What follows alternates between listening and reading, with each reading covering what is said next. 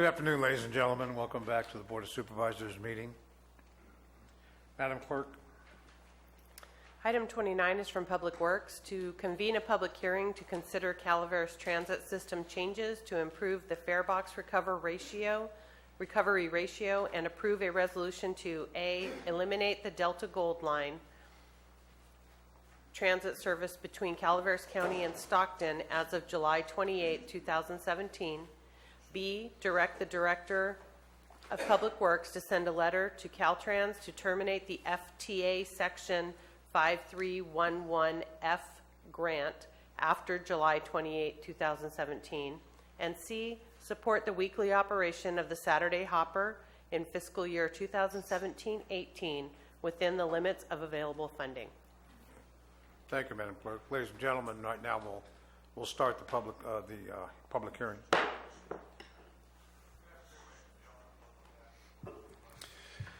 Thank you, Board. This item before you contemplates the termination of an intercity service. This was put together and funded through several federal funding grants that required a lot of work to put this together. The short-range transit plan gave 7 primary recommendations. They're listed up on the handouts that we provided you, and we have some here at the rostrum in public. The items that are bold up on the board are items that we have implemented, and you'll notice that item number 5 is an intercity route that we implemented, Public Works implemented in January of 2016. That route requires that we run a 20-passenger bus with luggage carriers. We can't substitute to a smaller route. The number of riders we have is not what was expected nor what was predicted as part of the short-range transit plan. So our fare box recovery is low. The round trip is in excess of 200 miles. And our ridership is 2 to 3 people per day. So that is very difficult to continue to fund. It drags down the recovery ratio for the entire system. This year when we put together our budget and with some discussions and presentations by members of the board and the CAO, our goals for transit were to achieve the minimum system-wide fare box recovery of 10%, operate the transit system as efficiently and as cost-effectively as we can, utilizing to the maximum extent possible recommendations from the short-range transit plan, improve our public outreach, marketing efforts to increase the ridership, and then identify underperforming routes and make recommendations for system modifications. What you see is the number of passengers on the Delta Gold Line. For us to make a fare box recovery, you can see the red line at the top of the chart. Our actual, since we put this into service, is significantly below that. We did have a peak in the early summer of 2016, but it's been on a downhill slide since then. I'll let Deputy Director Zandheiser speak a little bit to the changes in revenue and expenditures on this. Okay, well, what we're looking at today in front of you is the recommended budget that's been presented to the board for their consideration and adoption this week. Since that budget was presented to you, we've made some modifications in order to achieve our best effort at making the fare box recovery ratio of 10%. So what you're looking at here are the changes to the revenue side. The state transit assistance funds would stay the same. One of the largest areas that would change would be the, okay, would be the LTF apportionment, and that would go down for the intercity service by $42,721. Taking that money away and putting some of it towards the Saturday Hopper is kind of what we're proposing, which is the tourism route that we currently have in place. The $19,000 for that service would make up the full balance that is required to keep that service running for the entire fiscal year. One of the things we had proposed was cutting that service in half because of the funding from the LCTOP was cut in half. So we would change that service proportionately. And now moving forward, we see that we can use that local transportation fund and put that towards the Saturday hopper. The rest of the changes on there, the fare revenue would be reduced for removal of the intercity service, as well as changing the estimates based on the actuals for the end of this fiscal year. We're seeing that our trends are still low for fare ridership, and we, on the initial budget, overestimated a little bit. So we're bringing that back to a more reasonable estimate. That's something achievable, a 10% increase over the prior year. We feel that we can attain that goal. So moving forward, the new budget, I just went too many times, the fare box recovery ratio was at 11.83 with the recommended budget you have in front of you. Moving into the revised budget, we're closer to the 10% goal, which is where we need to be. On the expense side, we've also reduced our expenses by $117,000. The employee benefits stay the same. Maintenance of equipment goes down because of removal of the intercity service. Gas and oil go down as well. Paratransit operator costs would go down, and other services and supplies will go down as well. And then, as you can see in the modifications, we're looking at changing the revenues and expenditures by $117,803.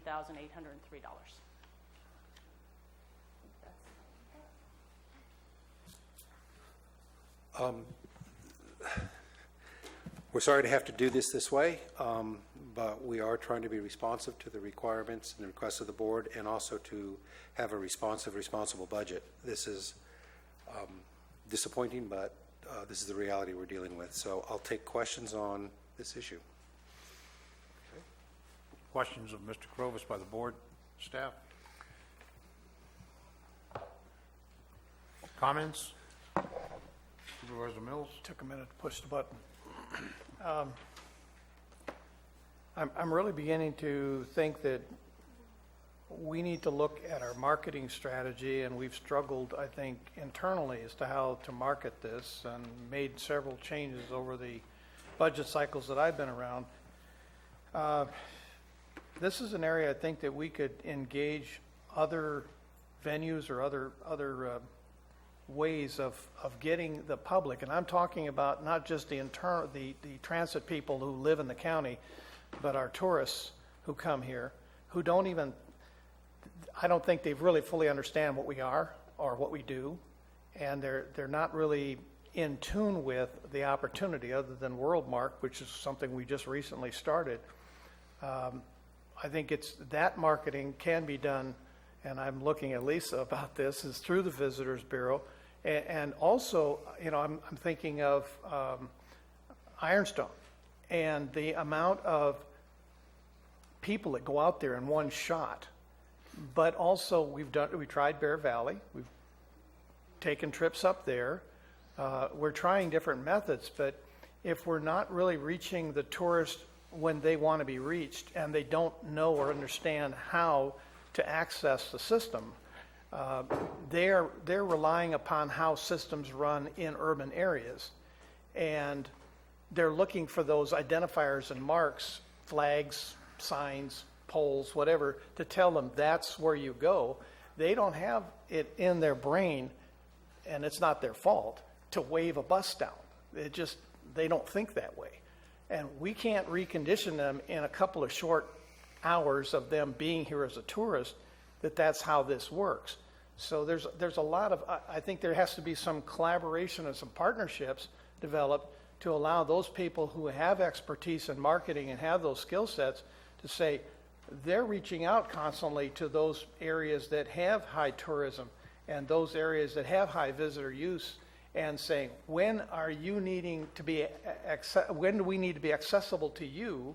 And now that we're realizing what Murphy's does and that interplay with Angels Camp, that can go much further. That can get down to Valley Springs. That can get over to McCullum Hill. Just to imagine some of the events that are held at the Hotel Leger, for instance. There's screaming opportunities here, but if we're only trying to do it internally ourselves, this 10% fare box recovery isn't going to be an option this year because we're in the third year.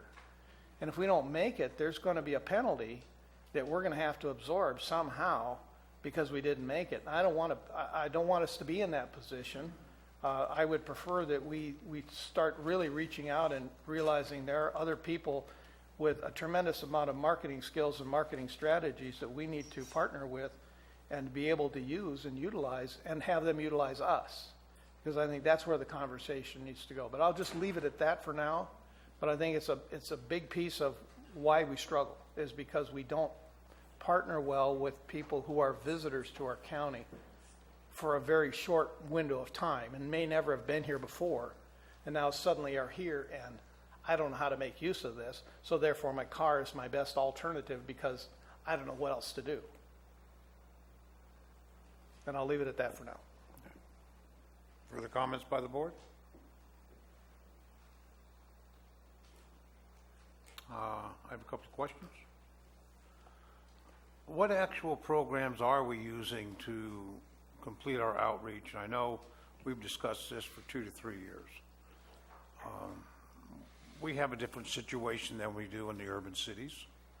We don't have the population, we don't have the transportation dollars, we don't have transit systems, if you will, like BART, if you will, or baseball stadiums, football stadiums, things of that sort. So what are comparable counties doing in their marketing programs, and this is the big question, that are successful? Or are there any that is successful? I guess that's a better question.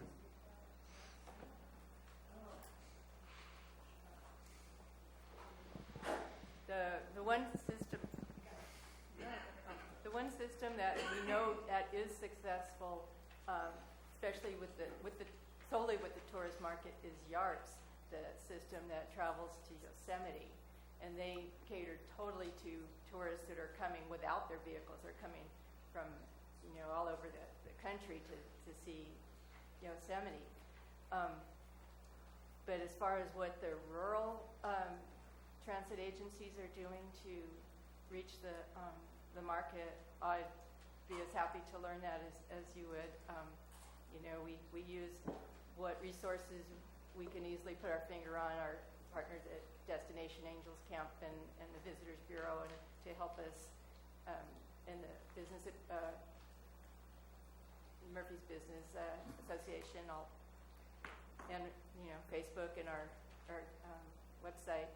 But we haven't put anything together for a real marketing blast to get it out there.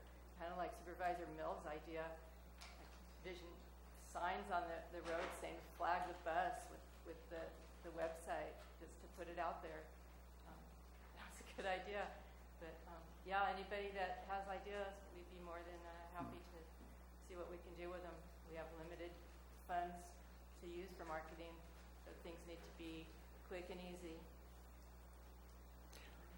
Is there, I have to recognize some folks in our gallery there, Michelle Plotnick, welcome.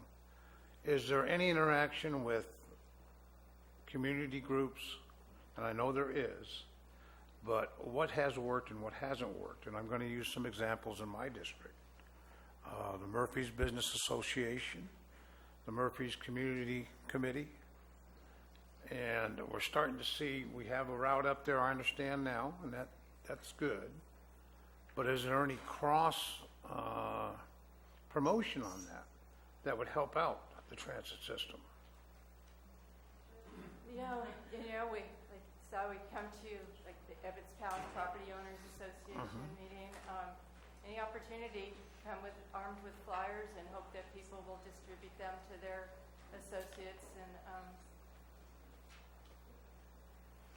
Okay, is there any cooperative effort to, and I'm going to use my district as an example, Irish Days. Come on, folks, we're all adults here. We know what happens on Irish Days. We had a booth at Irish Days, and Can we establish routes, special routes on those days? And I know we're limited by what we can and cannot do by state regulation. We have the Saturday Hopper, and we can really push that with the Irish Days. I think that we did, we had cooperative social media advertising with the Murphys. The Murphy CA Facebook, share it, like it. I think Supervisor Mills is correct. We have to develop those public-private partnerships to move this system to the next level. And if we stay boxed into what we're currently doing, we're handing out flyers, we're doing these things, we really have to get on the ground, get our faces out there, get the people knowing. I was just speaking with a gentleman in the lobby who didn't know we had a Saturday service. So obviously, we have to do a better job of getting the word out. That's the only way we're going to get people on the buses. So whether it's hiring a consulting firm to come forward and do a marketing plan for us, we need to identify the dollars, realize that for every dollar we spend, we have to make $100 in fare to cover that, to get that 10% ratio. But maybe for 1 year, that might be worth the chance to build the system. There are a lot of resources. Deborah and I go meet with the Central Valley transit operators. They give great ideas. They share everything. We have everyone's kind of in the same boat right now in terms of how their transit systems are working. Everyone's transit systems are on the downslide, with the exception of just a couple. Okay. And I think Deborah can probably speak to this. We have our partners down in San Joaquin County who have helped us with the intercity service. And Nick Knott, he made a great comment. He said, "This service is great. It was bad timing. You came into the system, this intercity system came into place at a time where everyone's transit systems were going down. So it was bad timing, You unfortunately." must be clairvoyant, because that's exactly where I was going to go. My crystal ball was dirty that day, That's it. apparently. Yeah, I was so- going to be, let's find someone that does it for a living and does it Exactly. well. Yes. I mean, okay. So, and while we're on the subject of the Delta Gold Line, the purpose of the intercity service was to have meaningful connections to regional transportation opportunities. So we went to Greyhound and Amtrak and San Joaquin RTD, and all three of those systems were so cooperative, and it was a great partnership with them, also with Delta College. But San Joaquin RTD and a lot of our passengers on the Delta Gold Line were going there, and they let us use their bus stops. They put our signs on their stops. And we have an agreement with them. We could use all their facilities. So there's been some really good things, and the passengers that are riding the system, they're people that need to get these places. It's unfortunate there's not quite enough of them. Give it a go. Do you determine that to be our population base in this county? Do we have enough people to support a transit system like this? That's a real tough I think question. part of I don't expect an answer. Well, I can give you a little bit of an answer. The intercity feasibility study estimated that the population going to college was going to split in the county. So you were going to have a portion that were going to continue to go to Columbia College, and then you were going to get a new population that were going to split off and go down to Delta College. We didn't see that happen. We saw a spike in September of last year. We had a good kickoff, quite a bit of ridership, and then the preceding months it just sort of dropped off. So either the timing wasn't convenient, or we make that trip twice a day down and back, and that's the 210 miles that Jeff was referencing. It's a long trip, especially by bus. So give me the opportunity to name a couple of categories and see if we have any data. What about our working force in this county? Do you see anybody using our transit system to go to work 5 days a week or 6 days a week? There may be people in the audience. I'm that speak seeing to that. I'm seeing a negative from our operations general manager. Cynthia Lawrence is here. She has more contact with the passengers through the drivers. And no, I think there are little to no people commuting for work. Yes, ma'am, you can. If you'll come identify yourself on the microphone for us. Okay. Lisa Bolton, Executive Director of the Calaveras Visitors Bureau. The bus service does not run often enough for local people to use it for their work. It just doesn't. We actually did a trial run. We tried to do it ourselves. One of our team tried to use it, and it just you don't have enough options on when to arrive and when to leave, so you end up staying for for a long period of time at your work in order to catch the bus home, and then you've had an extra long day. So there's a little bit of a catch-22 here with not only the employee but also the tourism route, which is that you need an initial investment that will bring enough tourism routes to get people around these areas often enough, have enough buses going, which is a lot more expensive, but it can't really take off until you make that investment. So even with people using the Saturday hopper, it's inconvenient. I mean, it's a great idea, but we don't have enough buses running. So, so people get stuck in one place for a long time, and then, it's just not a convenient system currently. Okay, thank you, Ms. Bowler. Let's talk about other categories. Let's talk about our seniors. How many people are actually, how many seniors do you think are, number one, aware of our transit system, number two, use it? Do we have any data on that? The numbers are low on seniors, partly because it's difficult to get to the bus stop. And we're working with Common Ground to do that first mile, last mile to help get seniors to the fixed route. But generally, I'd say that there's more young people using it than seniors. Okay, that was my next category, young people. Young people are using it. Okay, are we talking students? Are we talking just using it for transportation needs? Can we identify that data? Anybody help us out there? I'm inviting Cynthia Lawrence, the general manager of Paratransit Services, our contract operator. Okay, She has more contact with the passengers. Hi, Cynthia Hello. Lawrence, Paratransit Services. In terms of our students, we do have a good ridership of students, and we also have our special groups, which are our ARC students, and then we have Compass over in Jackson as well. So that's your main group of people. Our students are probably, I want to say they're about 40% of our service. How about And from Delta Gold Line? For Delta Gold Line, you have maybe 2 students during the season. That's all we had. when you talk students, ma'am, are you talking high school, college? College students? College, yeah. Do you see any ridership involving grade school children? No, Okay, no grade school. thank you very much. Supervisor Garamendi? Yeah, just real quick, when you guys had that big bump in September, I assume those are generally students, when you first launched. You guys are sending people down to Stockton, we were looking for that split. We talked to the students to find out if our routes, if our time was correct for them. I'm just wondering what our exit, or did they just drop out of school? The constraints on this route scheduling was to leave not so early from this end that nobody would go that early, but to get to Delta College early enough for at least the 9 o'clock class. And then we had important connections to make it Amtrak. So all these things kind of dictated when the routes would run. And then you have the driver breaks and getting back and a little break and then Right. going back down. So we had one designated bus to do these 2 round trips to Stockton every day. So, I mean, that sounds like you guys worked pretty hard to try to accommodate students.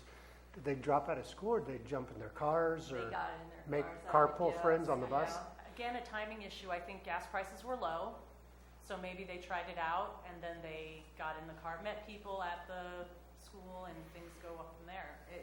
When I say a lot of people, it wasn't a tremendous amount. It was just it was a bump up from, I think, what was it, 130? So in August we had 98, and then in September it went up to 136. And in the subsequent months it went down by about 20 each month. Really? So, yeah, so it's hard to know if you could hop on the bus and question them, so will you be riding this bus next week? And they look at you and go, maybe.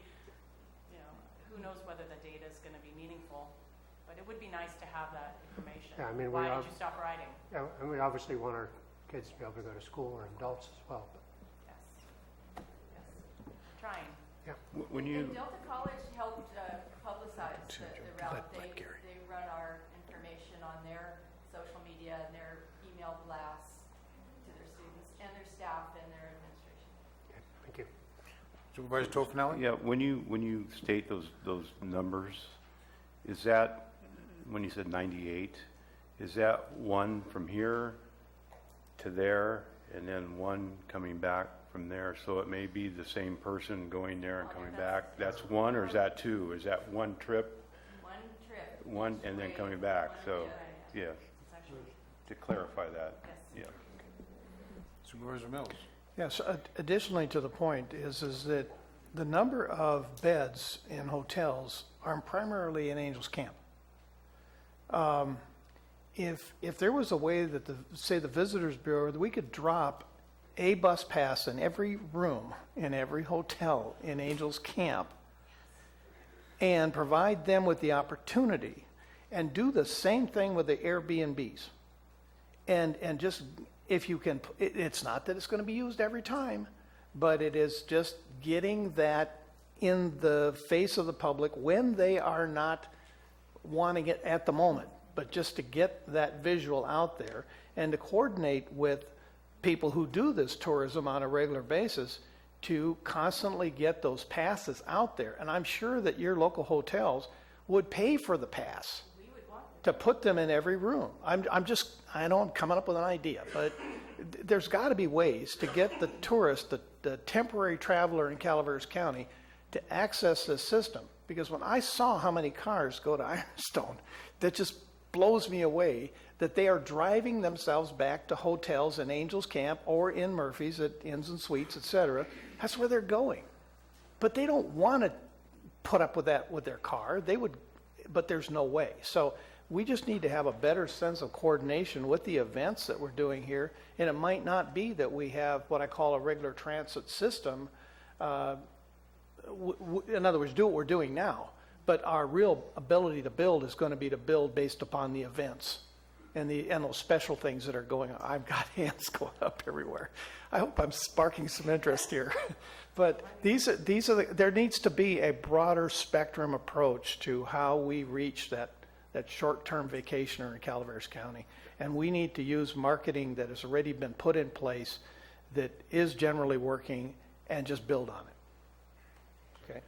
Ladies and gentlemen, we'll have the opportunity to address these issues at public comment, so kind of hold your place.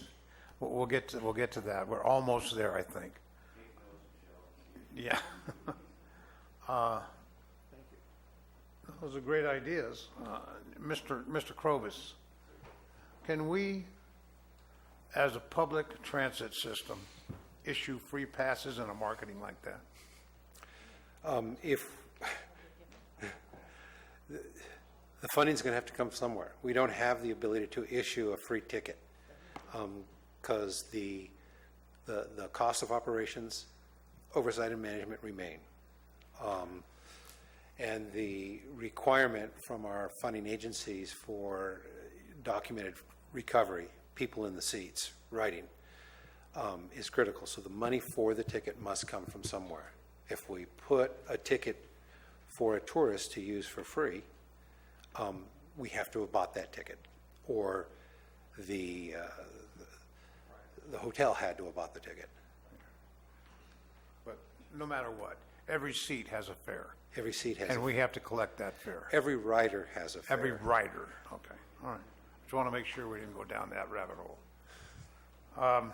Any further questions from board or staff? Okay, entertain public comment. Mr. Chair, could I just remind everyone, you need to speak directly into the microphone. It needs to be on, and you need to speak. I'm getting several emails that they can't hear us on the video. Okay, anybody that doesn't do that gets to run laps. Go ahead, sir. Can you hear me? We can hear you. My name's Rex Wisnand. I'm chairman of the Commission on Aging for Calaveras County. And I'm also involved with some other groups that kind of conflict or go the same ways. And I think Mr. Mills' ideas are excellent. And I was so happy to hear you say, start out this hearing by being positive and looking for constructive ways. It's really neat. I'm also the legislative chairman for the Commission on Aging in Tuolumne County, which means I meet with the transportation people a lot. And also I'm a senior senator from the California Senior Legislature, and I'm chairman of the state housing and transportation committees. So I've got some background, I've got some contacts, I've got some ideas of what possibly could be done. And what I've done is I've talked to Deborah, and we've set up a meeting for July 7th, which is our regular Friday meeting for the Commission on Aging here. And we meet from 10 to 12, and let's see, we're going to be up, we're going to be Arnold. Yeah, we'll be up in Arnold for this particular meeting. What we've been doing in the Commission of Aging is each month we meet, and we've been going to different locations throughout the county. And we've attracted about 6 or 7 people for each meeting from those areas that didn't know we existed or didn't have much background in what we do or anything. And it's been real inspirational. They've got some great ideas. And so what we'd like to do is to take their ideas and go to each of these places, put it in the newspaper, and become part of the constructive effort to do something. And I think we would attract a lot of people that way, and as a marketing thing, it could be really effective. So, again, we're going to be meeting Friday the 7th, and I know from what I've heard is that if you act by the 15th, you should be okay as far as deadlines or anything involved in putting this off until the 7th. And we'll probably have about 25 people there from all areas of this county and a lot of the leaders. And it would be a real ideal thing to brainstorm it and to get more ideas. And I think I can do that locally, statewide, and in several areas. And Tuolumne, I don't want to bring them up much here, but I've been on there for 7 years, and they have somebody from transportation there at every meeting. We know exactly what's going on. Thank you, sir. And we help market it. We only have 3 minutes. Okay, thank you. Sir. Let's make sure we get contact, I guess, with Rex there. Appreciate it. Any more public comment? Am I going to be loud enough? Sure. Does that work? I'm Michelle Plotnick. I'm from the Murphys area, and for those of you who don't know me, I was on the COG at the time that we started the transit system and spent 10 years working on transit, so it's definitely an issue that's near and dear to my heart. And I'm a longtime volunteer with the Murphys Business Association, the Ebbets Pass Scenic Byway Association, and we have been working with Deborah, and I kind of want to reiterate a lot of what Lisa said, which is it's really hard to get people to use transit when the times are difficult. And I'm speaking primarily about the Saturday Hopper, which Murphy's is a huge proponent of. We would love to see people on a bus and not in their car after they've come to have a lovely afternoon with us. But a lot of the events that people would be attracted to on the weekend are starting at 3 or 4 o'clock in the afternoon and going later. So they could get to Murphy's, but they couldn't get home. And our large events, and especially our concerts, are at Ironstone, and even there's many daytime events at Ironstone. And we can get them to Murphy's, but we can't get them out to Ironstone. So we've got a missing little leg of the journey for that. And we know that a shuttle works because we had, I don't know how many thousand people ride the shuttle on Irish Day that Ironstone and the Business Association pay for between Murphy's and Ironstone. So I think there's a lot of tricks because every program that funds any of these transit programs, a particular leg, or, you know, they only last 9 months or 12 months, and they have so many restrictions on them that they aren't always a good fit for what we actually need. Like many things in government life, grants come with lots of strings and constraints that sometimes make it hard. But I think there's a lot of good ideas out there. I think probably the Murphy's Business Association might be willing to purchase sort of generic bus passes to give to hotels just to see if we could track it. That's it, I'm done. I'll talk to you guys later. Diane scared me.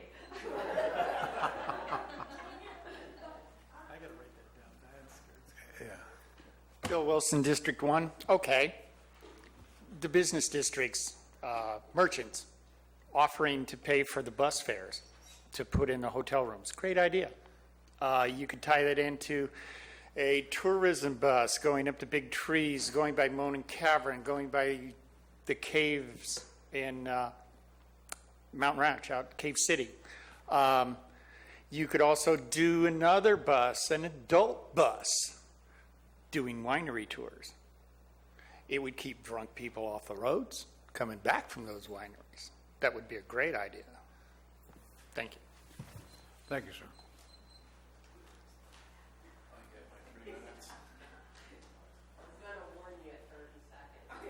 Okay, I'm going to run at 30 seconds. My name's Steve Kautz, and I'm not representing anybody but myself. I think what I'm hearing sitting back here is you've built a model that's patterned after cities and metropolitan areas. We don't have that. We have a lot of uniqueness in this county, and we have a lot of areas in this county to cover. And I think if you're going to build a transit system, you need to look at it like a hotel or a restaurant in this county does to survive. We can all survive in the restaurant and hotel business Friday through Sunday. It's that Monday through Thursday traveler that we have to address. The problem that you have with the transit system has been addressed as far as events. You have events down in Copperopolis. We know when that is, but we don't promote it and say from point A to point B, you can catch the bus from these times. There's not the flexibility and the nimbleness within the current schedule to promote all the different areas. We can go out and sell it all day long. But if we don't have a parking area in Angels Camp getting to Copperopolis, if we don't have a parking area in Valley Springs going to San Andreas for these events, we can't build that and market it. And you can't just come in here and say, here's a bus schedule. We're going to run 9 o'clock till 10 o'clock. It doesn't work. This county is uniquely different in the events and the localities of those events. And I think if you're going to do that, you want to go out and hire a marketing firm, they're going to come back with exactly a metropolitan area and a metropolitan schedule. It's not going to fit. And then you can, once you figure out the event side of it and start to build in the weekday ridership, it'll start to click because people are going to recognize those areas. So I really would ask that you take consideration as to the uniqueness and the flexibility that this transit system might have, and I think it'll better serve the events and activities that are going on, and the tourists, and basically the residents of this area. Thank you. Thank you, Mr. Coates. Hi, I'm Amy Courtwright. I'm the Director of Admissions and Records at San Joaquin Delta College. And I just wanted to talk a little bit about the Delta Gold Line. We know that we have a student population in Calaveras County that wants to take advantage of higher education opportunities, whether it's at Delta or whether it's at Columbia College, and they need the transit system to get to our college. We understand, though, that there's time constraints. It's a long drive down to Delta, and it's a long drive back. But we want to work with you to ensure that we can get students down to Stockton to take classes and to increase their education and gain skills and bring those skills back up to Calaveras County. We're currently working with RTD on some marketing campaigns, also working with our student activities groups as far as with our Delta Mustang Pass and working with ridership opportunities there. So we'd love to partner with you. I can get you in contact with our marketing department and our outreach department so that we can foster those relationships. Thank you. Ma'am, I have a question. Do you have any data on exactly how many students are utilizing Delta and Columbia from our county?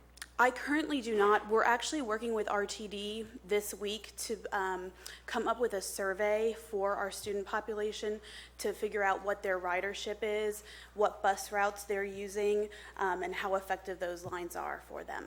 Okay, thank you very much. Ma'am, he's going to give you a business card. Stop. Ben Stopper, District 5.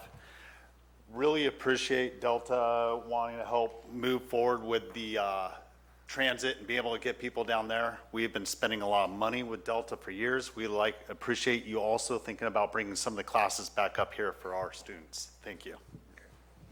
Thank you. Ms. Underhill? Bertha Underhill, and I'm the vice chair working with Rex in the Commission on Aging.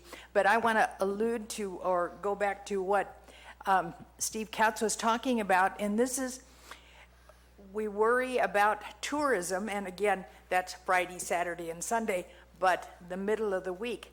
I would go more towards I would lean towards a grassroots kind of effort, and I would go to, again, the Murphy's Business Association, but Arnold has a business association. Valley Springs has a business association. So let's go there and expand into the clubs. We have Rotary, we have Lions, we have, you name it, we have the clubs. Let's do the real grassroots effort and do outreach with them. Thank you. Further comments? Ms. Bolton? Lisa Bolton, Calaveras Visitors Bureau. So as far as local support of ridership, another problem that we're running into is that we don't have affordable housing for our hospitality workers. Here in Calaveras County, there's a real dearth of that currently. So the people that would be the best users of the transit system would be people who are based in Calaveras County, working in Calaveras County. A lot of those people might be in the hospitality industry. But unfortunately, with the advent of Airbnb and VRBO, there is a severe lack of affordable housing for workers working in the hospitality industry. So your wait staff, your hotel staff, your guides for attractions. So that's another problem that really needs to be addressed, or we won't have that local support for transit. Thank you.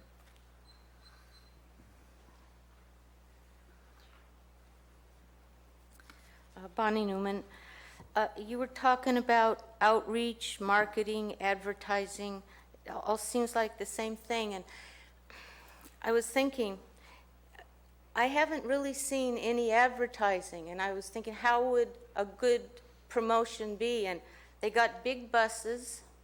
And I envision on the side of the bus, need a ride to Stockton, daytime, phone number. A way to promote anything is to put it in real simple terms and language, and I as old as I'm getting simpler and simpler all the time, and I think it would be real slogan. Do you need a ride to Columbia College? That kind of thing. Just on the side of the buses. You already got the buses, mobile advertising. Anyway, that's what came to my mind. Thank you. Any further comments by the public? George Fry. I like, Lisa, the Visitor Bureau magazine that you put out this Mr. year. Fry, can I have you speak to the microphone? Sure. I can't hear you. Okay. So anyway, I really liked the Visitors Bureau magazine that they put out this year. It's really good. The only drawback is that Supervisor Garamendi's district, there's nothing in that magazine. Huh? Oh, they did? Okay. But I mean, beyond that, there's really nothing. And there's not much in District 1 as well.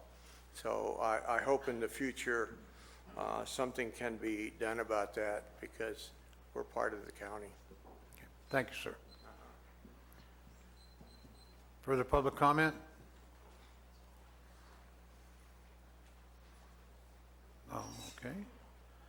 Seeing none, we'll come back to the board. I believe at this, Mr. Mills, go ahead, please. I just want to thank everybody for showing up in the conversation. I think it's great that we start thinking outside the box and start brainstorming a little bit about what our options are. And don't look at this as a challenge. Look at it as an opportunity. That's what it really is. Thanks. Further comments before we close the hearing? Seeing none, the hearing is closed. Time for board discussion. Anybody want to go first, gentlemen? Mr. Clapp. Yeah, Rex asked a question if, I believe he did, that they're having a meeting the 7th, and that he was wanting to go over that, and we had till the 15th to do it. And I believe he was asking if we could postpone it till that time, if I'm not mistaken. So I was wondering if the board could consider let Rex have the 7th to come up with something also, and then come back to the board, and we can have the vote on the 15th, or wherever that comes on the calendar. I believe the next board meeting is the 11th. Right. And the Oh, deadline. the 11th then. And the deadline for submitting items for that agenda is today. Oh, today is the last day. We're supposed to post no later than the 7th? So we could post today for the 11th? We're required to post our agenda for the meeting of the 11th on the 7th. Oh, okay. Mr. Krovitz, what timelines do we have to meet?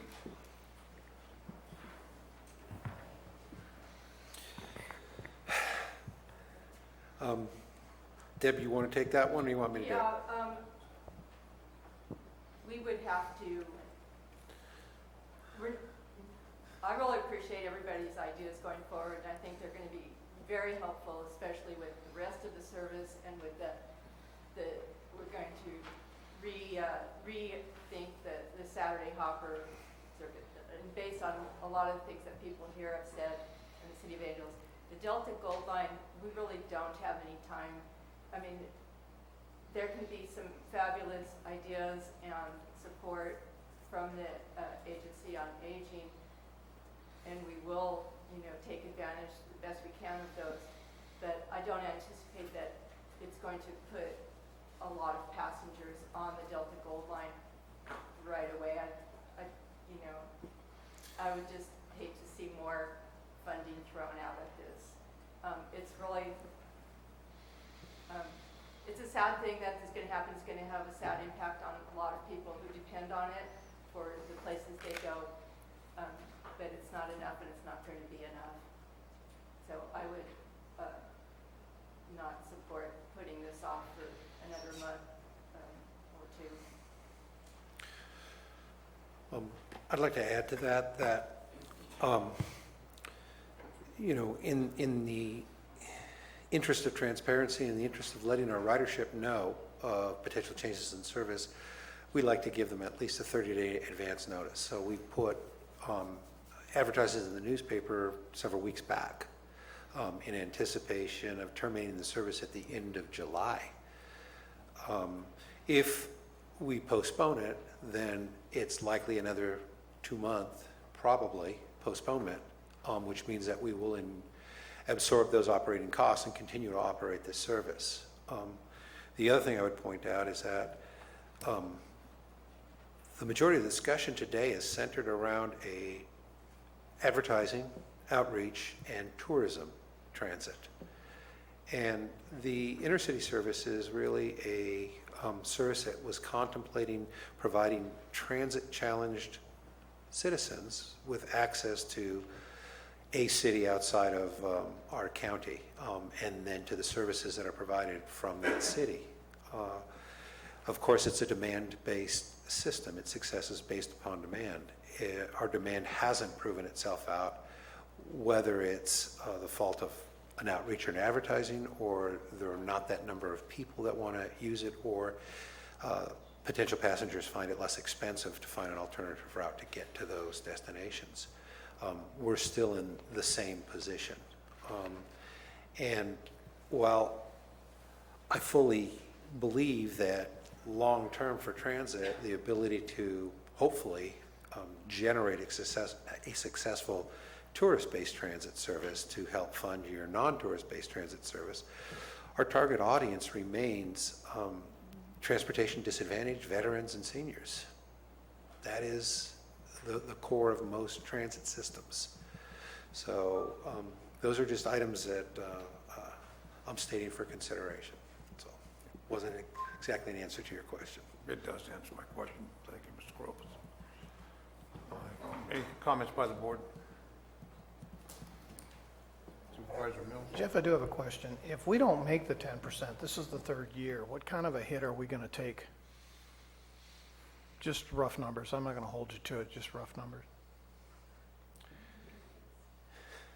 Because we're now 2 years of not making it, so this will be the third year. I don't know the exact number. It's a small percentage of the local transportation funds would be withheld by the Council of Governments. They would not give us the full requested apportionment.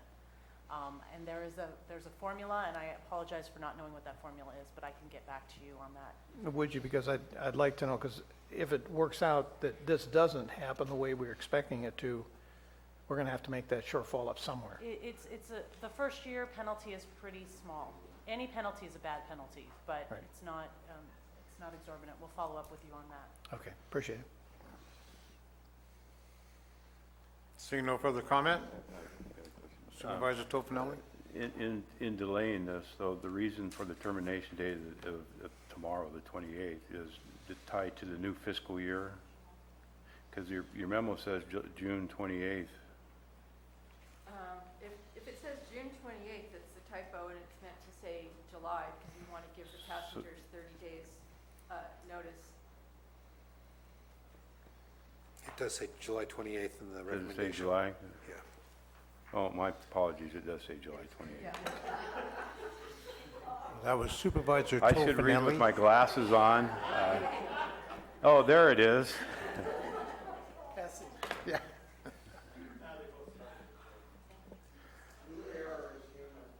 We want to give both our passengers and our operator notice, so that, because Cynthia has to reschedule her drivers. And I do want to say that changing our routes from just Calaveras County to include Stockton was an enormous amount of work for our operator to go and figure out the routes around Stockton and to get the timing down and to train the drivers. It was a big job, and they did it very well. Okay, so what I understand the situation is, we are following the slowest horse in the race. And I think it's time we ought to think about dropping out of this part of the race. Is that what I'm hearing? And we can't afford to run this race. Everybody have that same perception? Okay.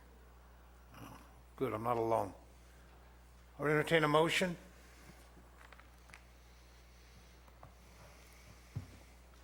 I would move we accept the recommendation as is presented. Second? I'll second. Second by Supervisor, I'm sorry, motion by Supervisor Mills, second by Supervisor Garamendi. All in favor indicate by saying aye. Aye. Aye. Opposed by saying no. Motion carries 5-0 unanimous.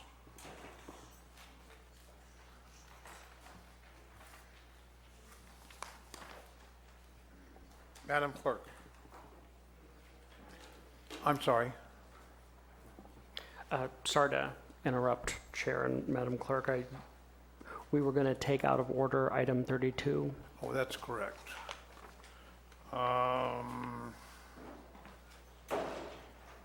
Is there any representatives on item 30, the administrative office, approving the Series C's bond? Okay. CAO Lutz, your request is granted. We can take that out of order. Okay. Madam Clerk?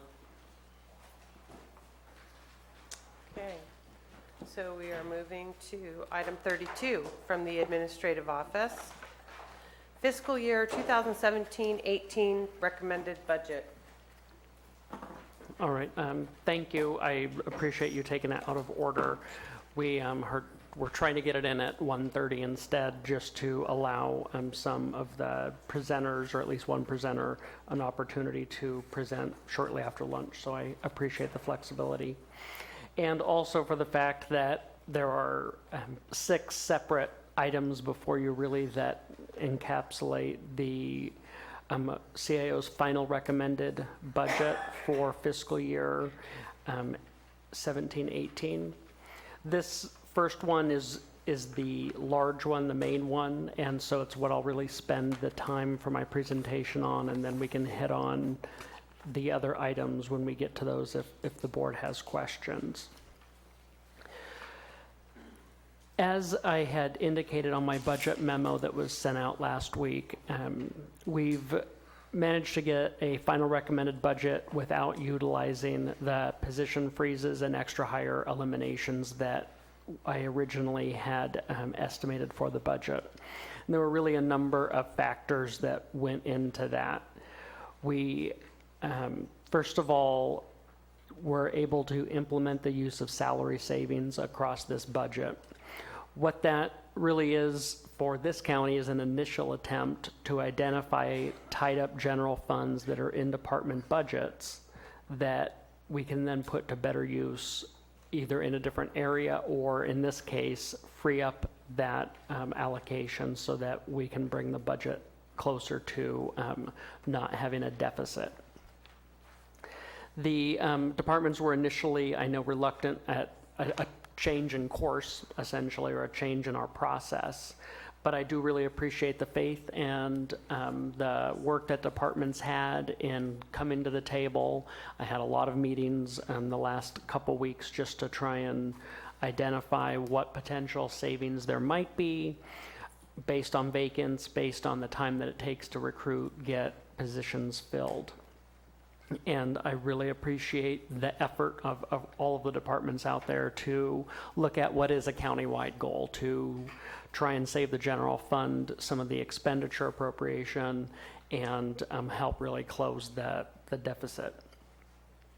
My goal moving forward really is to be stressing this type of action and thinking both in salary savings, but on a broader scale as we move forward. We need to be looking at salary savings, we need to be looking at contracts and really identifying how do we put the money that we're asking for to productive use. If we're budgeting for a full year and we know it's not going to happen, then we should free those funds up. And instead, my ideal is then it goes back to that department in other areas such as capital infrastructure, vehicles, software, et cetera. Again, the idea, we're also looking at our infrastructure at the same time and not asking for more money when we don't necessarily always need it.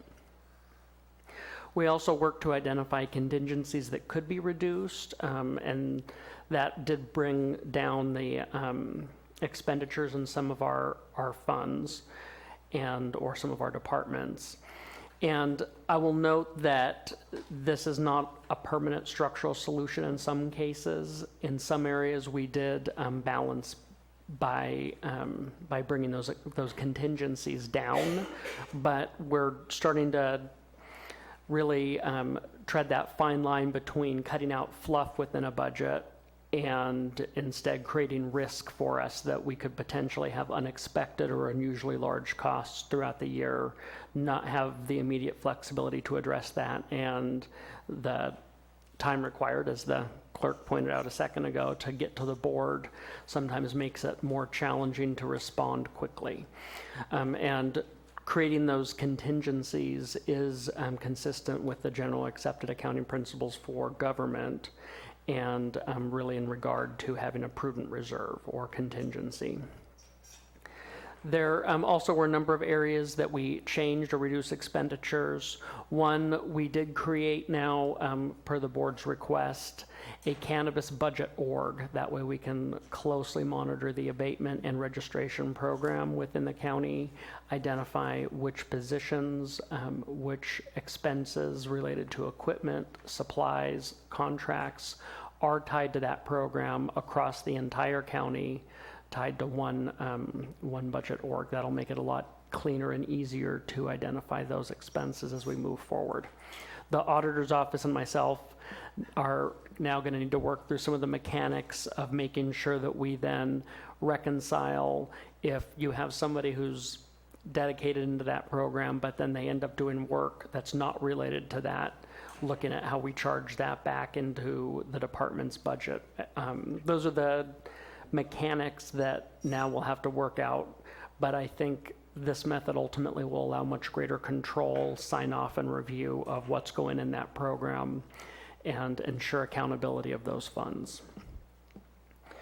We also reduced expenditures by, I reduced the general fund contingency to 1% of general fund appropriation. This is a change from where I originally budgeted, which was at 2%. That ultimately reduced our general fund expenditure or appropriation request by $472,000. Also, in regard to Butte Fire disaster recovery, in the guise of making sure that I'm following the most conservative approach, I had budgeted $1.35 million on private property recovery efforts, not knowing whether we had the assurance of getting the 100% funding recovery. I was since able to confirm that we do have the 100%, which then allowed me to reduce that from the budget and resulted in a pretty significant change in the assumption. We also have received our insurance premiums for general liability, errors and omissions, work comp, and other types of insurance. And from that, we were able to identify what the true costs were going to be and really take any of the reserve funds out of the insurance budget. That also saved us $368,000 that was budgeted.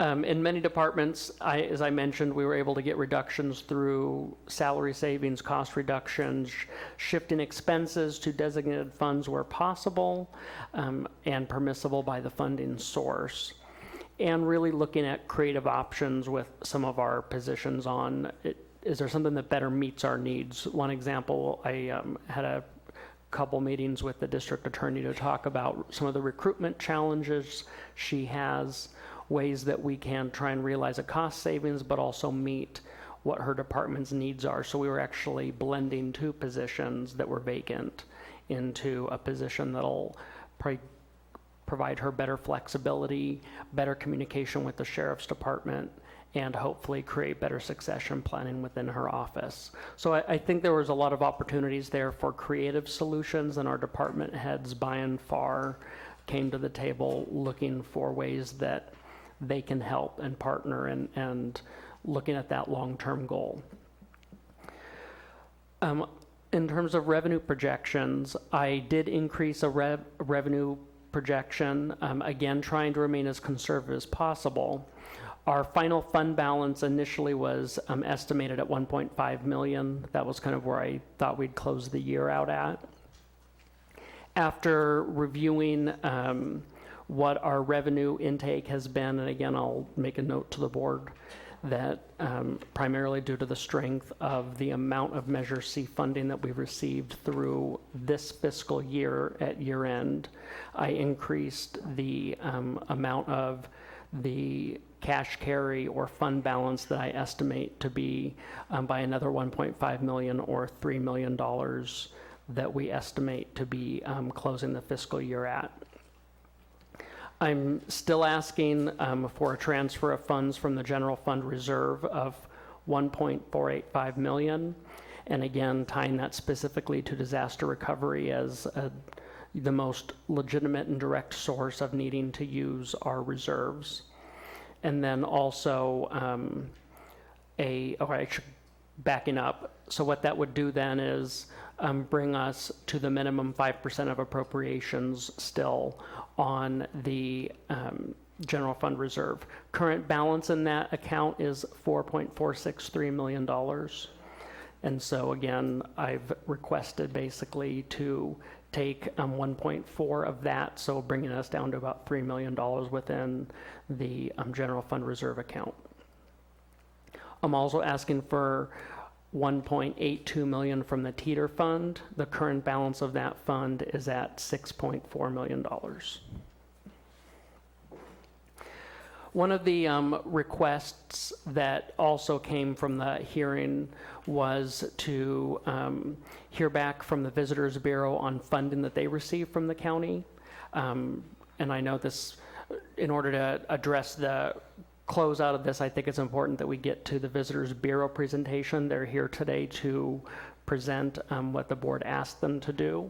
So I'll ask Lisa Bolton, the Executive Director of Visitors Bureau, if she and any of her board members would like to come up and provide a presentation to the board. And just for clarification's sake, at this point, this budget was built with, per the hearing request, a zeroed out Visitors Bureau allocation. And so this is really looking at direction from the board on how you would like to proceed.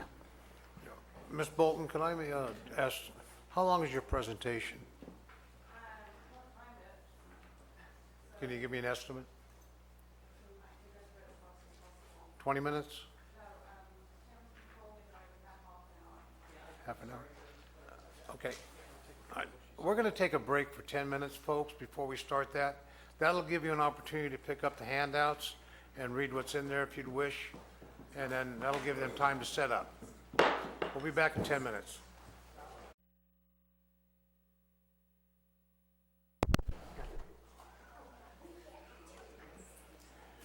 Okay, ladies and gentlemen, thank you. We're going to be dimming the lights so we can see the visuals. And I think we can proceed. Thank you.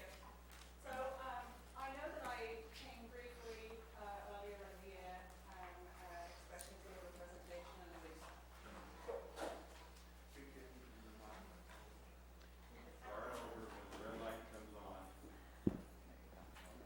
Where's the red light? And you have to speak directly into it, not to the side. All right. Hello. Lisa Bolton, Executive Director of the Calaveras Visitors Bureau. This is actually my 5th year. And this is one of my board members. Mary Jane Ginocchio, District 2 with John Garamendi. Jack. You have your own microphone, Mary Jane. There you go. We should just like to share. I said I wasn't going to speak. However, I will. So as you know, I came earlier in the year to give a presentation to the board expecting that I would be on the agenda, and unfortunately I wasn't. And so I just gave you an annual report printout.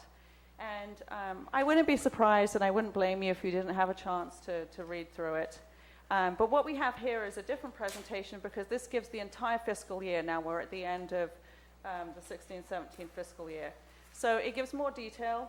There was kind of a different approach on the last presentation. I gave you more detail on how we arrive at the marketing initiatives that we work on every year and the partnerships that we have. For this presentation, I'm giving you a lot more detail on what we achieved. So, as a reminder of our mission statement, the Calaveras Visitors Bureau is Calaveras County's core tourism promotion organization dedicated to creating long-term and sustainable economic growth for the region and its members through innovative tourism programs, promotions, and partnerships. Now, that's a mission statement that was established by a board of directors and voted on by our membership. I do want to point out that the vast majority of Calaveras County's tourism businesses are small and owner-operated, and the CVB provides the marketing representation that they could not otherwise afford. So how are we funded? The CVB is a 501c6 nonprofit organization, so that's a business nonprofit. We provide support to business. We receive TOT tax from the City of Angels Camp, as you can see on the first column. TOT tax from Calaveras County. We have paid member advertising in our experience guide. Basically, the advertising in the guide pays for the publication. And we also have gift shop sales at the Visitor Center. This is, I'm so sorry. This is the earlier presentation. This is not the accurate one. I don't think. So I'm just going to log out of this. Well, there's only one error on there, so I could go back into it.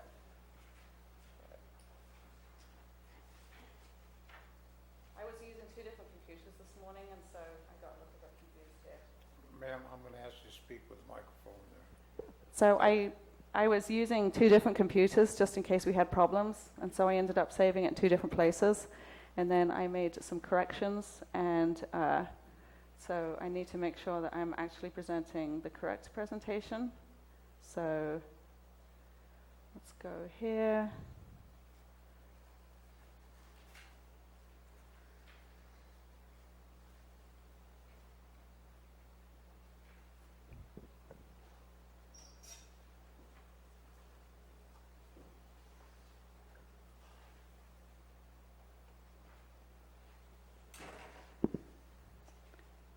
There we go.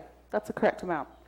So the total funding for the 2016-17 fiscal year was $394,403. And that does include our gift shop sales at the visitor center, although we do have a high cost of goods sold, so it's not as an impressive funding source as it looks here.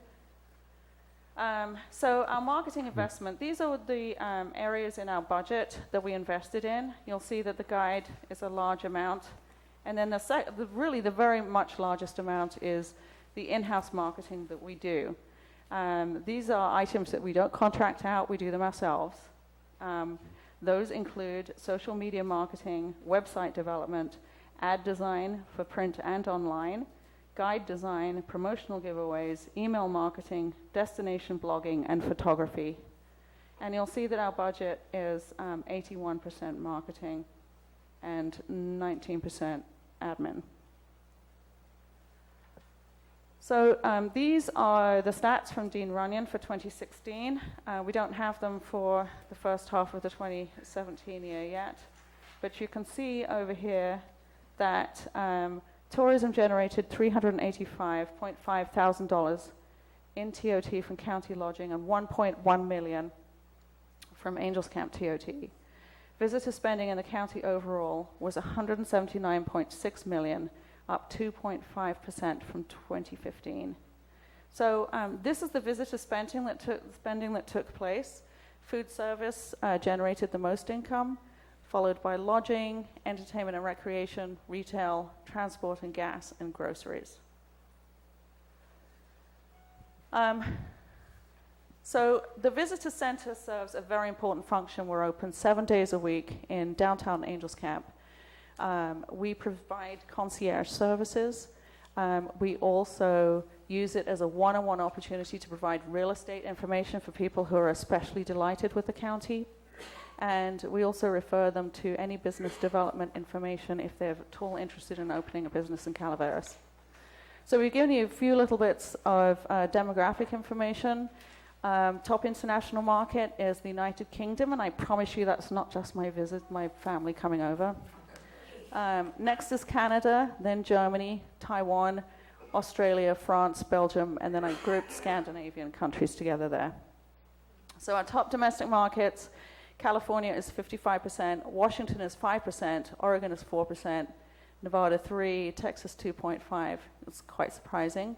And Arizona. And actually we pull from the entire United States, but of course the majority of our visitation comes from right here in California. So this graph shows the annual visitor center visitation trend, and I have a little quote down here that represents so many quotes that are exactly along this vein. This is the friendliest and most helpful visitor center we've ever been to. We hear that weekly. We also hear that Calaveras County is the friendliest place they have ever visited, which is delightful, and that helps us to promote tourism in the area. So as you can see, the red line is 2016. The nice thing about that is that it shows that our season is extending. So in the past, we had a very robust summer season, and we tended to drag off on either side of that. But you can see that we're also now have a higher spring season and a lower dropping off on the fall season into winter. For 2016-17, we served 14,696 visitors. 947 of those opted into our VIP program. That's 6.4%.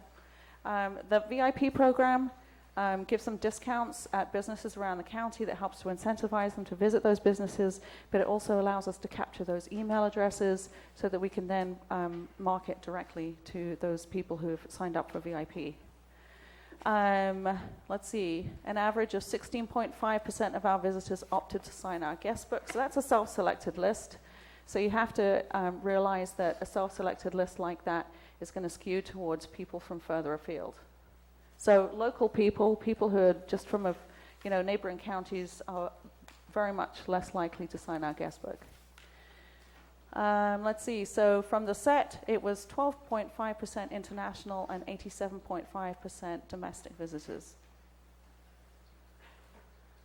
So one of the primary marketing pieces that we put out is the printing and distribution of the 80,000 Calaveras Experience Guides. We do that on an annual basis. So this is the guide for the second half of this fiscal year.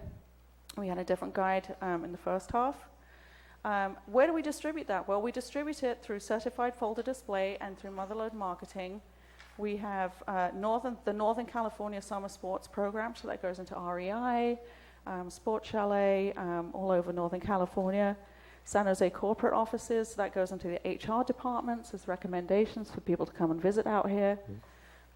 Oakland Airport, San Jose Airport, California Welcome Centers, and then county distribution points as well, like local grocery stores.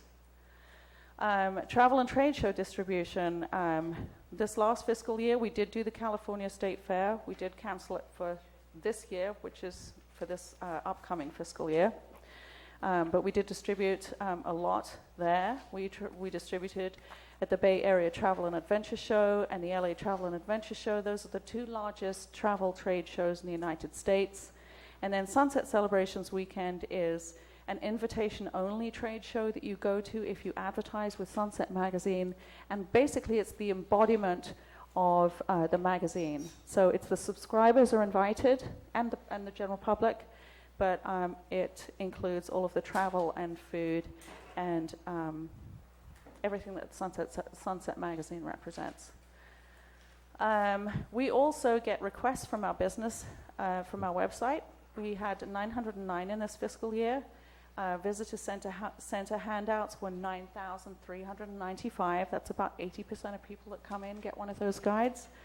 Print advertising, we receive leads from our print advertising, and we send out visitor guides to those leads. We sent out 1,077 to Sunset, 1,140 to VIA, and Visit California Guide, which is the state's official guide. We sent out 497 from those leads. So people opt in to receive our guide, and we send it to them. We attended 3 consumer shows, the Bay Area Travel and Adventure Show, the LA Travel and Adventure Show, and Sunset Celebrations, as I mentioned. We produced and published 2016 Calaveras Holiday Shopping Guide in print and online. We represented every area of the county and with recommendations on places to shop. We sent that out, I think it was in November. We have annual print ad contracts with Sunset Magazine and VIA Magazine, the top performing advertising outlets for travel. We do co-op print advertising with Gold Country Partners. That's where we share an advertising space. Usually we'll do advertorial, where they'll bring out journalists, and we get the final say on what kind of information is included in there. We did that with Visit California Guide and the San Francisco Chronicle.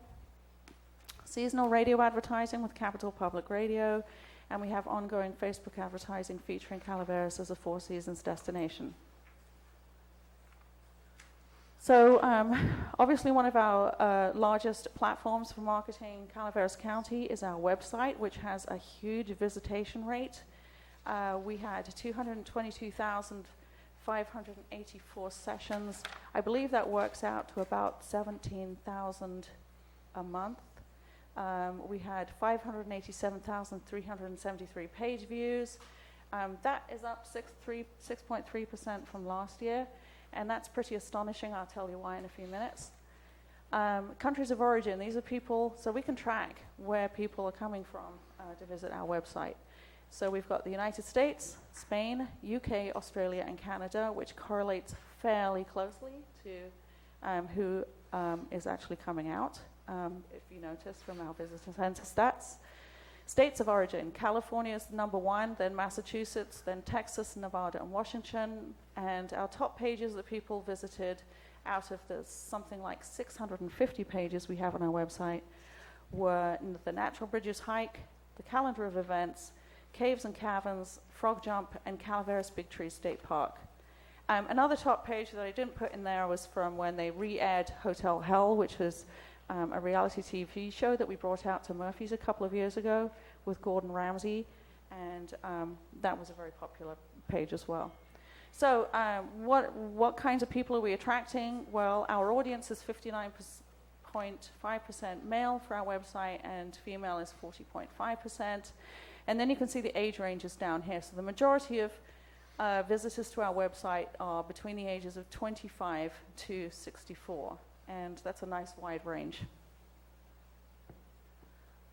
So content marketing, and I put information in this in the annual report that I gave you earlier about how content is king. It's very important. So why do we do travel blogs? Well, we do travel blogs to inspire visitation to the county and city for the benefit of the local economy and our tourism businesses. We do it to demonstrate our expert status in our field, and that results in higher rankings by search engines, which translates to high web visitation and more likelihood of visitation to the county. We do it to provide content for us and for our community to share on our social media platforms and to deliver to our e-newsletter subscribers. All of those stories that we write, they feature local businesses. They are shared by local businesses. To help visitors, and we also do this to help visitors discover hidden gem areas and attractions that they otherwise wouldn't know about, allowing us to drive tourism around the county. Imagine if we weren't covering any of those lesser known attractions. Probably they wouldn't receive any visitation at all. It's really important that we get the message out. So, and of course, each blog is search engine optimized for higher rankings. So how many blogs did we publish this year? 34. And 34 blogs is 34 journalistic stories. And we published those to our website. We emailed to an average of 10,000 newsletter subscribers, and we shared them and boosted them on our Facebook pages. So what is the audience of our Facebook page? Astonishingly, 38,440 people follow our Facebook page. That is a huge audience, which means we have a huge reach. We actually, this year, have increased our Facebook fans by 53%. Instagram, we had a 203% increase in Instagram because we did a really serious push this year for the first time on Instagram after we went to the Tech Summit and we realized what an incredible asset it is for obtaining user-generated content, which is the most popular content to be shared for travel online. So we now have 2,703 Instagram fans. We increased our Twitter fans to 1,042. How many posts did we do on Facebook? We did 472. So the CVB made huge strides in social media with a focus on user-generated content. So what were our top 3 performing Facebook posts? Now, every month I put out a report that shows the top performing Facebook posts, and these are the ones that were the top performing for the entire year. So in January 2017, the iconic Sequoia tunnel tree brought down by California storm was a shared article. The reach was 147,239 people. There were 7,140 reactions, comments, and shares. That is huge. Now, you might think that that is a negative story, but we actually turned it into a really positive story. We allowed people to share their experience, their memories, and their fondness for Calaveras County by sharing pictures of themselves online at the Pioneer Cabin Tree, and it was a really, really good story. For August 2016, which was the second top performing, we had a shared video, so user-generated content that we obtained from Instagram, a virtual tour of the Arnold Rim Trail, and the reach was 184,837. The reactions, comments, and shares were 3,755. Again, huge numbers. And that is because we have 38,440 Facebook followers. November 2016, the little town in Northern California that might just be the most unique town in the world. That was a shared blog. That reached 65,574 people. That had 3,728 reactions, comments, and shares. By the way, we don't get to determine what resonates with people. So we do blogs about everything in the county and everything that's of interest, and we put a really positive spin on it, and we love to promote quirky little events, but they don't always have the audience for these big ticket items or these big tourism attractions. So, and I mentioned in my annual presentation that we're in marketing partnerships with Visit California, which is the state's tourism organization. Here's the benefit of having the Calaveras Visitors Bureau as the official DMO, Destination Marketing Organization. We are the only organization that is integrated in the state's tourism organization's marketing programs and works directly with their media relationship coordinator and our regional representative.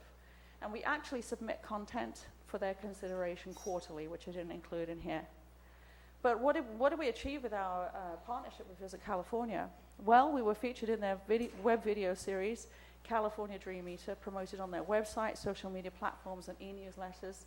I was at the California Outlook Forum where they had a list of all of the different destinations that were included in that promotion, and Murphy's was at the bottom.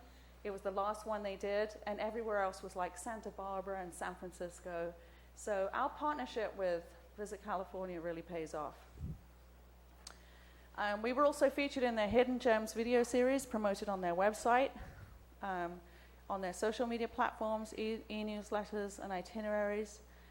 That was really a big deal too. Time Inc. came out and videotaped that. That was a 90-second slot, and they also pushed it out in a road trips, a California road trips series that they did. So we got huge play for that. We hosted Bucket List Publications digital influencer Leslie Carter for a fam tour. Visit California reaches out to us regularly with journalists, digital influencers, travel tour operators, and recommends that we hook up with them and we create these trips for them, and then we get the feature. We were included in USA Today.com online story, picturesque small towns in every state. We were included in 15 California destinations to add to your summer bucket list story for 52perfectdays.com. And we're currently working on Backpacker Magazine Fam Tour, which we are hosting next week. And that will be featuring the Arnold Rim Trail. So the rural tourism marketing group that we work really closely with, the one that we work the closest with, is the Gold Country Visitors Association. Here's just a partial list of what we achieved. And by the way, we're the only ones that can be involved in that organization. We had marketing representation at International Powwow, which is the largest international travel marketplace and generator of travel to the United States that takes place in the United States. We had marketing representation at the Visit California media reception with all of the top national media outlets. We did cooperative marketing in the San Francisco Chronicle. We did itinerary development and fam tours through the Gold Country, and we even got new, fantastic professional photography of some of our Gold Country assets: Ironstone Vineyards, Calaveras Big Trees, Murphy's, and McCollum Hill. The High Sierra Visitors Council is another of the regional marketing groups that we work really closely with. Again, the CVB is the designated destination marketing organization, so we have access to these programs that no one else does.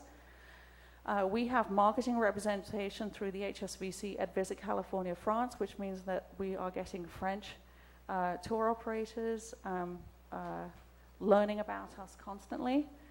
Calaveras Big Tree State Park was featured on the new HSBC brochure. Don't forget, High Sierra includes Tahoe and Mono and Tuolumne, but we're on the cover this year. We're also being considered for Calaveras Big Tree State Park, Arnold Rim Trail, and the Ebbets Pass National Scenic Byway to be included in the Visit California's 360 video for the Western High Sierra. And, of course, we are represented by High Sierra also at Visit California, sales mission and trade shows, which means we get double duty for every one of those things. And they are doing a website redesign for High Sierra Visitors Council with more content from each destination, including links to our social media marketing. So one of the things that we do is fam tours. Those are familiarization tours for travel journalists, bloggers, or travel tour operators. The top 3 that we did this year, we did 6. They're quite a lot of work. We hosted Mark Smith from 30 Day Adventures. His platform was blog. The result was 4 articles. He was shared on Facebook, and these are the numbers of shares that he received, which is very high. Twitter, Pinterest, StumbleUpon, Instagram. And then the content for his story was Murphy's Natural Bridges hike, Moaning Cavern zip lines.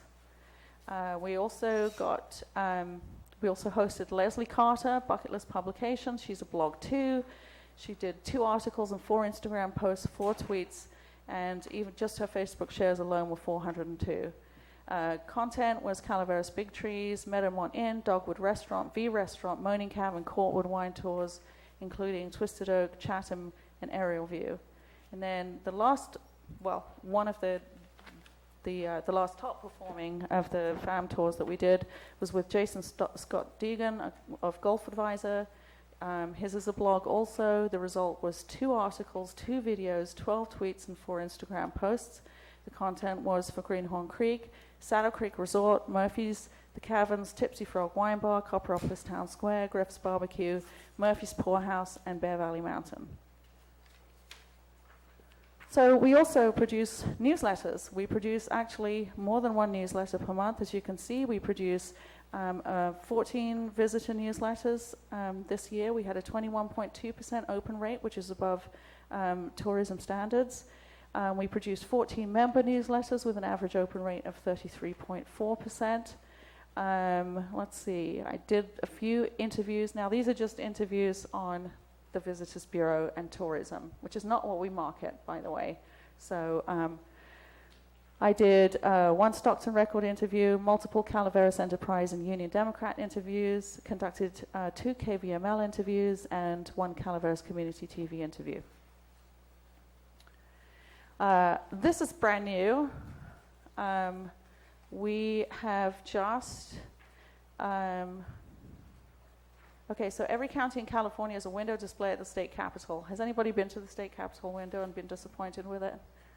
Hasn't been updated for many years. We've been working on it for a couple of years. We finally have it finished. I actually have a better photo than that I just received this morning. But here we go. We have a replica of the Ironstone gold nugget, which they were kind enough to donate for the exhibit. We have Mark Twain replica. We have wine. We have frogs all over the place. We have information about lakes and events and just you name it. Plus, one really cool thing about our window is they're very popular with school children coming on school groups to go around and look at all of the Capitol windows. We're the only one that has a little activity for them, which is we ask the viewers to count the frogs and email us the number. If they get it right, they get put into a monthly drawing to win prizes. As in... Yeah. Oh, yeah, I didn't mention this. It's written up there. It's absolutely directly opposite the governor's office. So we really need a good display there, and so I feel like we really have... That's not the finished product. I can show you as soon as I finish, if I have time. Let's see. So how are we involved in the community? We're also in high demand to be on committees and boards. One of the ones I'm excited about right now is a group called Accelerating Business in Calaveras. It's a network between us, the Chamber, Destination Angels Camp Business Association, Calaveras Business Resource Center, Central Sierra Economic Development, NEC Small Business Development Center, San Joaquin Delta College, and the Valley Sierra Small Business Development Center to provide assistance to new and established small businesses in Calaveras County with free consultations, workshops, classes, and referrals. It's really important to us that tourism businesses succeed. When we see them start to falter, we will immediately get this group involved. And we're starting to put on workshops. We're actually coming up with a schedule right now. So I've been on the board of Destination Angels Camp since 2008, when it was called the Angels Camp Brand Leadership Team, back when I was marketing director for Cave and Mine Adventures. Right now, that organization is dedicated to economic development, business attraction, and retention. I also serve on the Angels Camp Business Association, on the Angels Camp Commemorative Committee, helping to develop and market the Mark Twain Wild West Fest. And then I'm also involved in a new group called Active Transportation Group. This is a group working to improve mobility around the county with bike trails, hiking trails, bus routes, and more. This ties into the work I've done with helping to develop the Saturday Hopper bus service with Calaveras Transit and starting work on promoting recreation trails in Calaveras and Amador. And I recently obtained all of the files that Pat McGreevy has been working on over the years, and we're starting to pull that all together for our new website. We also provide free social media consultations.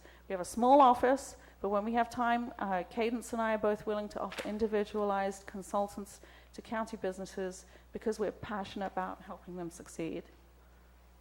So this is the new big project that I've been working on this year that has held up some of the other marketing initiatives because those need to take place after this is completed. But it's something I'm extremely excited about, and it should be launching really, really soon. So this is the splash page. Let me get on to another page here. So each key town has a page that describes an overview of that town, its top attractions, the outdoor recreation you can find there, festivals and events, history and culture, and weather. We've divided it into 9 key tourism areas: Angels Camp, Copperopolis, Murphy's, McCollum Hill, San Andreas, Vallecito, Valley Springs, Arnold area, Bear Valley, and Upper Highway 4. And it is fully responsive to beautifully display on any platform. We had a problem a couple of years ago where we decided to invest in a mobile site, and we had problems with the mobile site, so we decided to scrap it and go with a responsive site instead. And so this is what we've been working on for this fiscal year. Each destination includes full details on every tourism business in the area, serving as their web page if they don't already have one. So you've got an example of a business list there. That's a Valley Springs one for Villa Bakery. So here are the features for the business listings. This is Brownell Ceramics, which is in Mountain Rouge. We put it into the San Andreas area because it's a better known name. And what we've got here is the content is fully search engine optimized, so that it gets really high rankings. We have a custom engaging write-up of unlimited length. We've mapped it on Google, so you click that little map up there and it'll show you exactly where it's located. The ratings, we've pulled in ratings averages from their Facebook, Yelp, TripAdvisor, and Google reviews. And we also have price range included for hotels and restaurants. And you can sort by those as well. So the business contact information panel includes website, email, phone number, review pages, and social media, hours and dates of operation if appropriate, cost if there is an entry fee. We also have icon links if there are VIP, dog-friendly, kid-friendly, have free Wi-Fi, do weddings, etc. And those link through to specialized pages that explain what those different icons are for and give you more suggestions on other things to do within that category. So we also have in the write-up links to other nearby attractions or businesses, so we kind of put in a little bit of itinerary information in there as well to help drive some more business in that area. And then we also link to other articles on our website featuring that business. So we did an article on Brownell Ceramics last year, and we also included them in our holiday shopping guide, so links to both of those are there as well. And then on the right, in the blue column, you can see a live CVB Facebook and Instagram feed. which people can click through to. So it shows what we're marketing currently.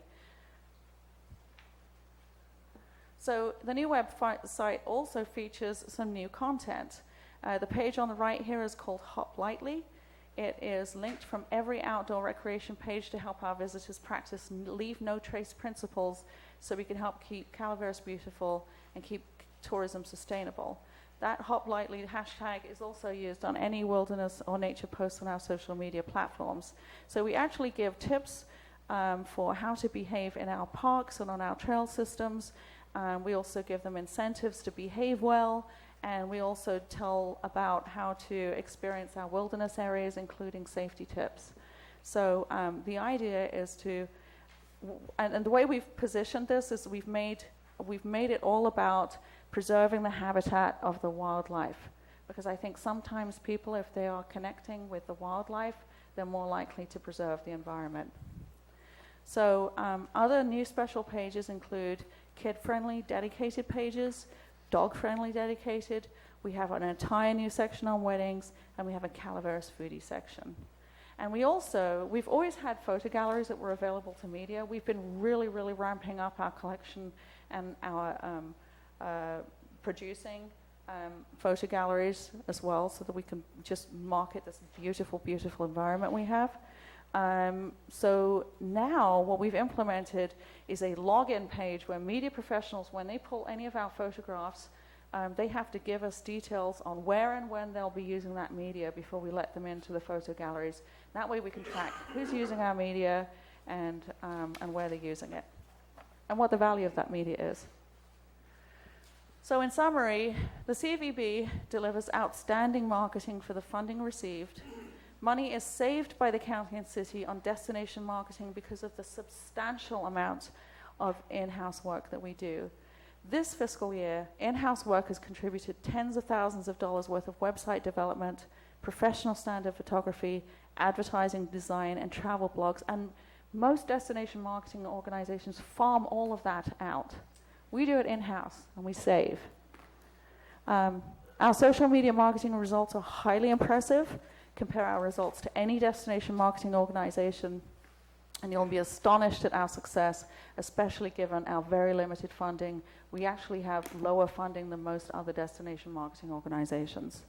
The funding of the CVB is an investment in tourism that returns dividends in TOT dollars, local taxes, local jobs, and provides vital support to local businesses. And then who are we? So the CVB has a 9-member board. Our current board members include Shelby French, Executive Director of the Calaveras Wine Grape Alliance. And just so you know, we like to include representatives on our board from every district and from every tourism asset. So what we've got here is with Shelby, her industry sector is wine and her region is Murphy's. Lisa Schwartz is the owner of Gold Country Roasters. Her industry sector is restaurant and retail, and her region is Murphy's. Danielle Gerhardt is a new board member. She is the marketing director for California State Parks, and her industry sector is recreation and attraction, and actually retail. Her region is Arnold. Michelle Griffith, owner of Griff's Barbecue and Grill, industry sector restaurant, region Copperopolis. Heather Ginn is the VP of Marketing, Cave and Mine Adventures, industry sector recreation, attraction, and also retail. And her regions are Vallecito and Mountain Ranch. Mary Jane Ginocchio, director, Calaveras Arts Council, retired, but not really. Industry, she's still up on everything, so she's a great board member. Her industry sector is arts and entertainment, and her region is McCollum Hill. Sarah Lunsford is an independent journalist. Her industry sector is news, and actually her region isn't just the county, it's the wider region. Betsy Utley is the general manager of Worldmark by Wyndham. Her industry sector is lodging, and her region is Angels Camp. And then Gretel Allen Tiscornia is the owner of Pickle Patch Deli, industry sector, restaurant, catering, and the region is San Andreas. And this is really important because you might think that the CVB just works on these projects and comes up with these budgets, but we have really in-depth discussions with our board members. We are ruled by our board members. They help us keep within our guidelines. They help us to determine where our marketing programs will be occurring. There are some of the best industry leaders in Calaveras County, and so we don't work in a vacuum. Who's the CVB team? It's a small team. Until May 2017, we had 1 full-time employee and 4 part-time employees. We now have 2 full-time employees. I work, obviously, all the time. And Cadence is our social media manager who works 4.5 to 5 days per week. So we actually have a new hire this year in May, and that was Caitlin Linker. And the reason we invited her to join the CVB team is because Cadence Eaton came on as a visitor services and social media person. She is excelling at social media. You can see it in the results that we have. We decided we wanted to bring her on full-time and bring in somebody else to do those visitor service tasks so that she could really get into following her passion and her knowledge. So that's it. I think we're at the end. Okay. Thank you. I'm sure you have questions. Can I get you to turn the lights on for me, please? I'm starting to go batty here.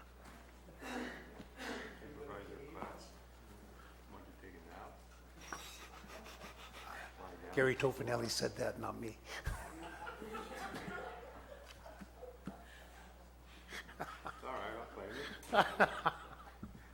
Okay, ladies and gentlemen, a great presentation. Thank you, Lisa. Any comments by the board on the presentation? Yeah. Hello, Lisa. I'll start off with the wonderful disclaimer that I figure I got a year to use this, right? I'm new to the board. I get to ask all the dumb questions. People who come here at regular meetings will probably groan after a while hearing me say that. I have some specific questions.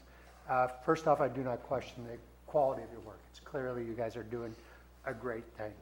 The reason that I think this came up during our budget is because everything, as you know, we are in great budget crisis, and everything needs to be evaluated for its return on investment to the county as a whole.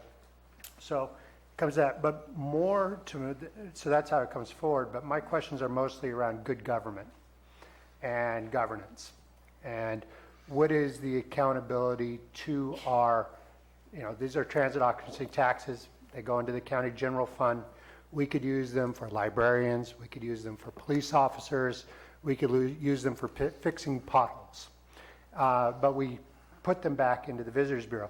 So I always have the question of, how are we accountable to the taxpayers and the citizens of this county, primarily. So we have to be able to do that. And, one of the things that struck me was that, we don't have an agreement with the Visitors Bureau. We have for decades simply given a third of the money directly over.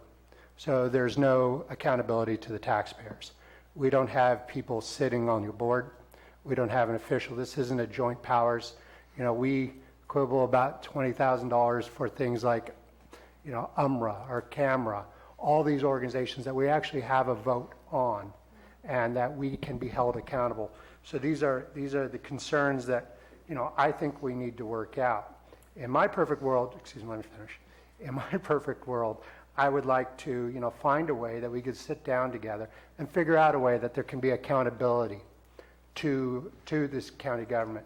I noted several times in your presentation that you are the official destination marketing organization. How do you become the official destination marketing organization? I don't remember that vote coming forward. Is it sometimes because you're the only marketing organization? If that's the case, let's figure it out. I have, I have concerns. Our window in the state capitol is literally across the hall from the governor's office. We have a big state as a county government. Half of our budget comes from the state of California and the federal government. The mandates, those are things that we ought to see as an elected board because we have that interaction. So finding a way that we can work together, I think, would be really important. And also coming up with metrics for return on our investment. We need to be able to return our investment tell people what we're doing and where it is. I have additional concerns. Our funding that we give is about the same as what Angels Camp gives. We bring in, by your numbers, was it $385,000 in TOT tax. Angels Camp brings in $1.1 million, so they're obviously paying a far less percentage of their transit occupancy tax than we are. So, I have concerns about good governance, and I would want to see out of this, sit down with you and the CAO and your board and figure out a new partnership and actually put that in. And I also know that our neighboring counties are having the same conversation with their visitors and marketing bureau. So those are my concerns. I feel like we have a responsibility to the citizens of this county to have accountability for our taxes and show people what the return on our investment is. Respond to any of that? Yes, So, all of it if you'd like. what's that? So, it's interesting. You and I had this discussion a couple of months ago about return on investment, and I talked to you about wanting to see if we could provide some of that. But if you talk to any destination marketing organization anywhere in the entire world, you will not find anybody that is able to measure a return on investment for marketing. It's just not possible, especially in this era where a lot of it is social media marketing. I don't know if eventually that will be the case. I happened to attend a California Outlook Forum. That's the State California Tourism Organization. I attended a seminar specifically on this after you and I had our conversation. I went in with a group of experts who analyze data and who provide these services at exorbitant prices to destination marketing organizations. And it was astonishing and shocking to me to find that none of them could say that their data that they provide is definitive. None. And that was, and these are people that provide those services. The data can be easily overinflated. The reason I don't like ROI in studies is because they are overinflated. You can take your top number and make it look as if everything you're doing is bringing in tourism. We know that we bring in tourism for sure because you can't have a business that succeeds if you don't market it. However, we don't bring in everything. Some of these individual businesses are doing their own marketing as well. Some of the businesses that can afford to do their own marketing are doing it as well. But they are not marketing the region as a whole the way we are. We're marketing the region as a destination. That's a little bit different from everybody's individual businesses. But as I say, the ROI studies that have been done are inaccurate. They tend to be overblown.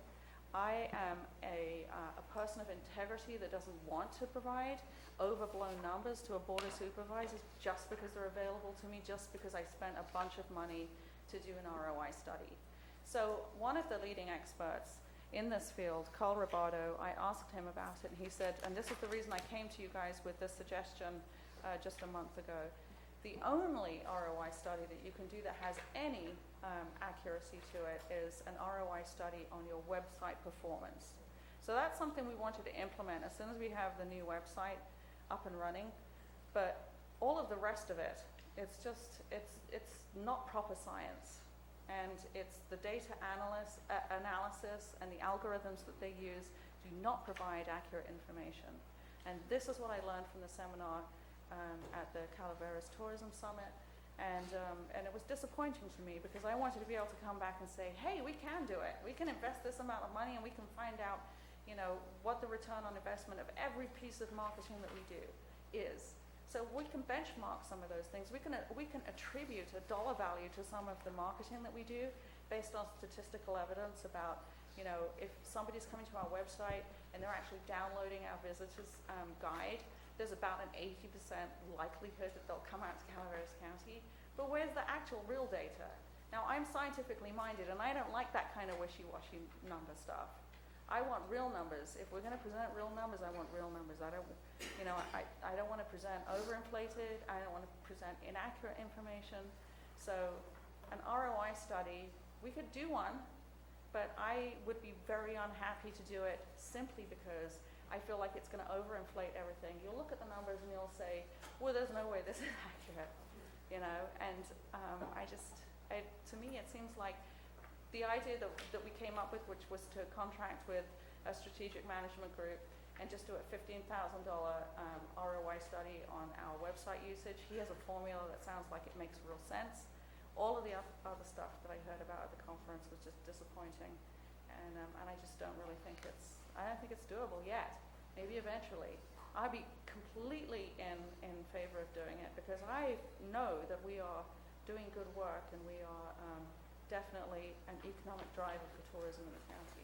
Would your board be willing to sit down with representatives of the county and come up with a new governing structure that might have us be an official part of it if you're going to be the official marketing agency? I mean, if I was putting a third of the money into an organization, I'd want a seat on the board. Well, I actually offered for you to be on the board if you're... I mean, an official county sanctioned seat. I mean, I think we got to come up with more like a joint powers authority than what we're currently doing is sending you a check that may be big, may be small. I would also like you to contemplate, I know we asked you for how much money do you need, and you did not answer that. You were not willing to tell us how much. You said a third. I said that I will, because we are hitting a momentum and our marketing results are very positive right now.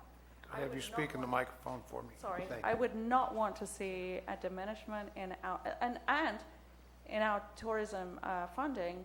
How do you suppose all of the tourism businesses in the county would feel if I came in and I said, oh, we'll take this major cut? They would be very unhappy. They would be very worried. We have the backing of the tourism industry in the county because they know that we do marketing for them that they could not ever otherwise afford. I do not question the integrity or your importance to the work. What I want to know is I just don't like the idea of us giving you a blank check for a percentage of a tax that the county collects.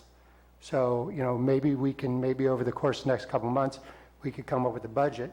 You could say, I need 65, I need 100, whatever the number is that we come up with, but we don't just say open-ended. Would your organization be willing to do that? Sort of retool the whole structure? I think that it probably is not within our bylaws to do that. We are a nonprofit organization. We are not connected, in this way, in an administrative great opportunity. way. However, it's not off the table as far as I'm concerned, but I don't know. I have previous board members here and board presidents here who would have a better response to that because I'm just the executive director. I'm not in charge of what's legal for the CVB to do. I have obviously read our bylaws. I do know our bylaws. Never seen anything like this. What distresses me about what you're asking about is not that you want to come to the table and discuss what would work for us. You want to come to the table and discuss what the very least we could use would be. And here's the problem with that. When you cut tourism funding, TOT goes down. And when TOT goes down, the businesses that are involved in tourism are going to see a cut in their business. No, I think what I'm asking is that if we're going to spend tax dollars, taxpayers have a stake in this process. I think the And that we taxpayers should set be a budget. asked. I would never turn to any department in this county and say, well, just, you'll get 1% and we'll see how it goes. We don't do that as a budget process. We're not a department. We're not your department. I understand that exactly. Yeah, and I would be curious to know how you think the CVB being a department would work or how it would be of benefit. I'm suggesting that we find a new way to work together, that we come up with regular budgets, that we come up with a way to be accountable for our taxpayers. Not asking you to join the county, but what I'm trying to do is find a method where it's just not a blank check with, whatever the money comes up with, because we have a lot of needs in this county, and we're cutting back a lot of people. We've got labor that needs raises, and we don't have money. We've got a lot of needs. We've got a sheriff that needs to patrols, and we don't have money. We need to be accountable for every nickel. Of course you do. And here's the thing, the TOT, funding the CVB brings more TOT into the county. So I would say to you that if you're concerned about a lack of funding for those other items, our portion should be increased. And that's not for me, that's for the business organizations. Maybe a proportion from Angels Camp should be increased. Well, Angels Camp actually provides more TOT than the county does. In So- absolute dollars. Yes, in absolute dollars. And Right. the reason that, do you know the history of the TOT allocation from Angels Camp? Pardon me? Do you know the history of the? No, I'm new to the board. I declared that up early. So I'm going to interrupt here for a moment. We can carry this discussion on a little bit more, but I think Supervisor Toff, I hate to cut you short. Supervisor Toffenelli? Well, I just have a couple things, and Lisa, I've had conversations before. We've had similar kind of discussions. But when you mentioned the TOT from the city, I've got the figures that you provided here in front of me. The building you're in, who owns the building you're in? the City of Angels Camp. And do you pay rent? Yes, we do. And you pay in excess of $1,200 a month for rent? I think it's just under $1,200 a month. So you minus that out from the TOT, they actually pay less than we pay because we don't pay you rent, or you don't pay us rent out of our TOT fund. That's a benefit to you, isn't it? Yes, but when we have dollar for dollar, they actually pay less and they bring in $1.1 million more. So I thought I would clarify that just for the conversation. But I'm very interested in a couple things on your presentation. And I'm looking at the business, accelerating businesses in Calaveras that you presented. And I don't see Valley Springs ABA on here at all. Sorry, I'm klutz. It's very surprising. I haven't knocked this over. So in promoting the western end of the county at all, even through all of this here, there was one little blurb about Valley Springs and a picture of the lake. There's no, even I went to your website, there's 3 lakes down there. Oh, yeah. That bring in lots of tourists. Okay, so. And they Ma'am, bring let in him gas finish, tax. please. Thank you. They bring in a tremendous amount, maybe not TOT taxes. And I would like to be able to go to your website and see more than just a little blurb. And I did see the fireworks because I just got off your website while you were giving your presentation on it. And it just, you had to search for that, and even to find that. Most all of this is generated, and I've had this conversation before way back with you about promoting the west end of the county on not only your website, but brochures and everything else. This all seems to be geared towards the upper end. Okay, you're shaking your head no, but I'm going to website, and I'm going to what you just presented. And maybe your new website will take that on. Yes. From some of your presentation that you presented, but currently in the one that's up there now, does not really reflect a lot of that. So I'm hoping if we work something out here today or going forward, that we will be able to have as much presence on your website as the other areas of the county, because those lakes during this time of the year right now generate a lot of income for this county, especially gas tax. Because you can't get in the Chevron station or the Zippy Mart or anywhere else during the height of the weekend trying to get gas, or even at Marvell and some of the other businesses down there. Even Dollar General now is generating. We have completely addressed this on the new website. You're going to love it. I mean, I recently was supposed to, my board insisted that I take a week off work because I've been working so much. What I did on my week off was to go to all of those lakes and get gorgeous photography. And so now we have information on every one of those lakes. We have, as I mentioned, and so this is the new website, and we will be launching it very soon. The idea was to launch it before the end of this fiscal year. We're just a little bit delayed. We have, so for each of those areas, we have an overview. So that's a page that talks about all that you can see and do in the area. Then we have the top attractions. The top attractions for Valley Springs area are Lake Pardee, Comanche, New Hogan, and La Contenta. And there's a full write-up in every one of them, beautiful photographs. We do the festivals and events. And here's the thing, and the history and culture, so I got a whole history section on the history as well for people that are interested in that. And then we give the weather. And then once we launch this website, we're not just launching it and leaving it there. We want your input. We're going to be actively asking, what would you like to see in addition on this website? So we'll launch it with all of this additional information, which will be much more user-friendly. We're especially focusing on the lower lakes this year, since we don't have the upper lakes open yet. So we're doing a lot of promotion of that currently. But this new website is a whole different animal. I can't wait for you to see it. And I want each one of you to go on there, look at your district, and say, what's missing? What do I want? I want to have full listings of everything that you would love to see on our website. I would like, because we don't know every single thing that there is out there. I think we do. I mean, I've done a huge amount of research on doing this website into everything that there is in these local areas. But I'm going to need the community to step in and say, hey, my business should be on there too. And we'll be happy to include that. And in fact, as I mentioned, for all of these different businesses, we're providing full write-ups with very high SEO content, so that they'll, even if they don't have a website of their own, we're such an egalitarian organization. Even if they don't have a website of their own, they'll have a full website basically within our website. Okay. Supervisor Mills, I understand you have a comment or two? This almost should have been an agenda item in itself. Nevertheless, I don't want to sit on your board. I think that the folks that are working, that I see on the list, are fully capable of handling the work that needs to be done, and I understand their passion for what they're doing.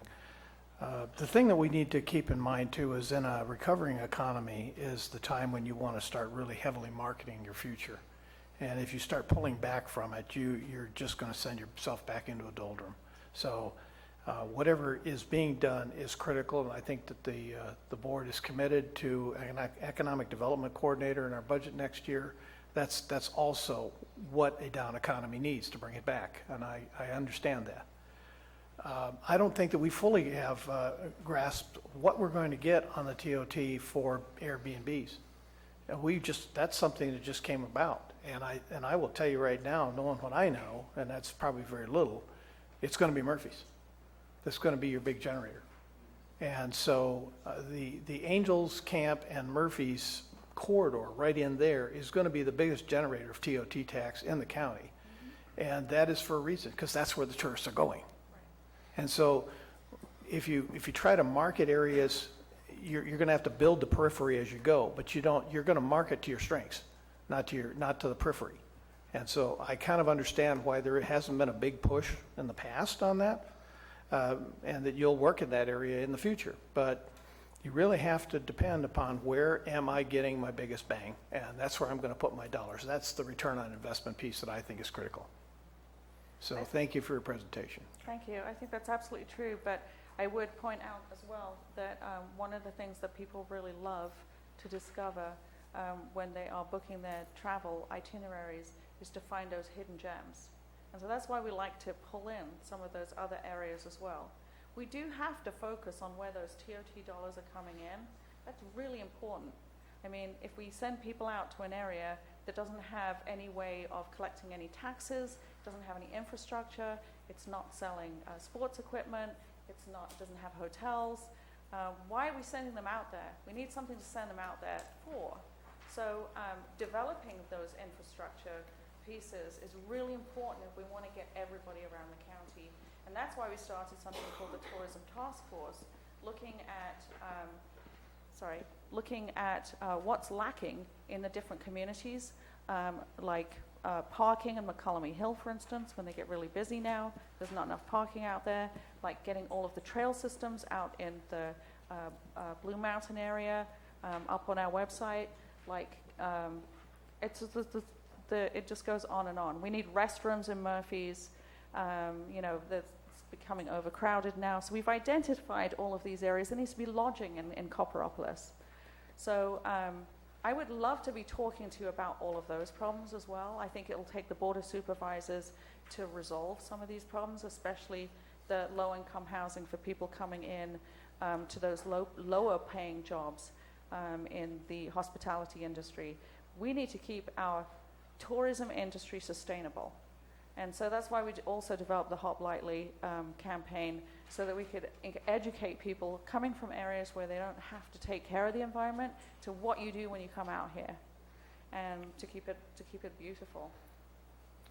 Thank you. Supervisor German, any more comments? No comments, action suggestion. Any further from the board, staff? I'll open this up to public comment.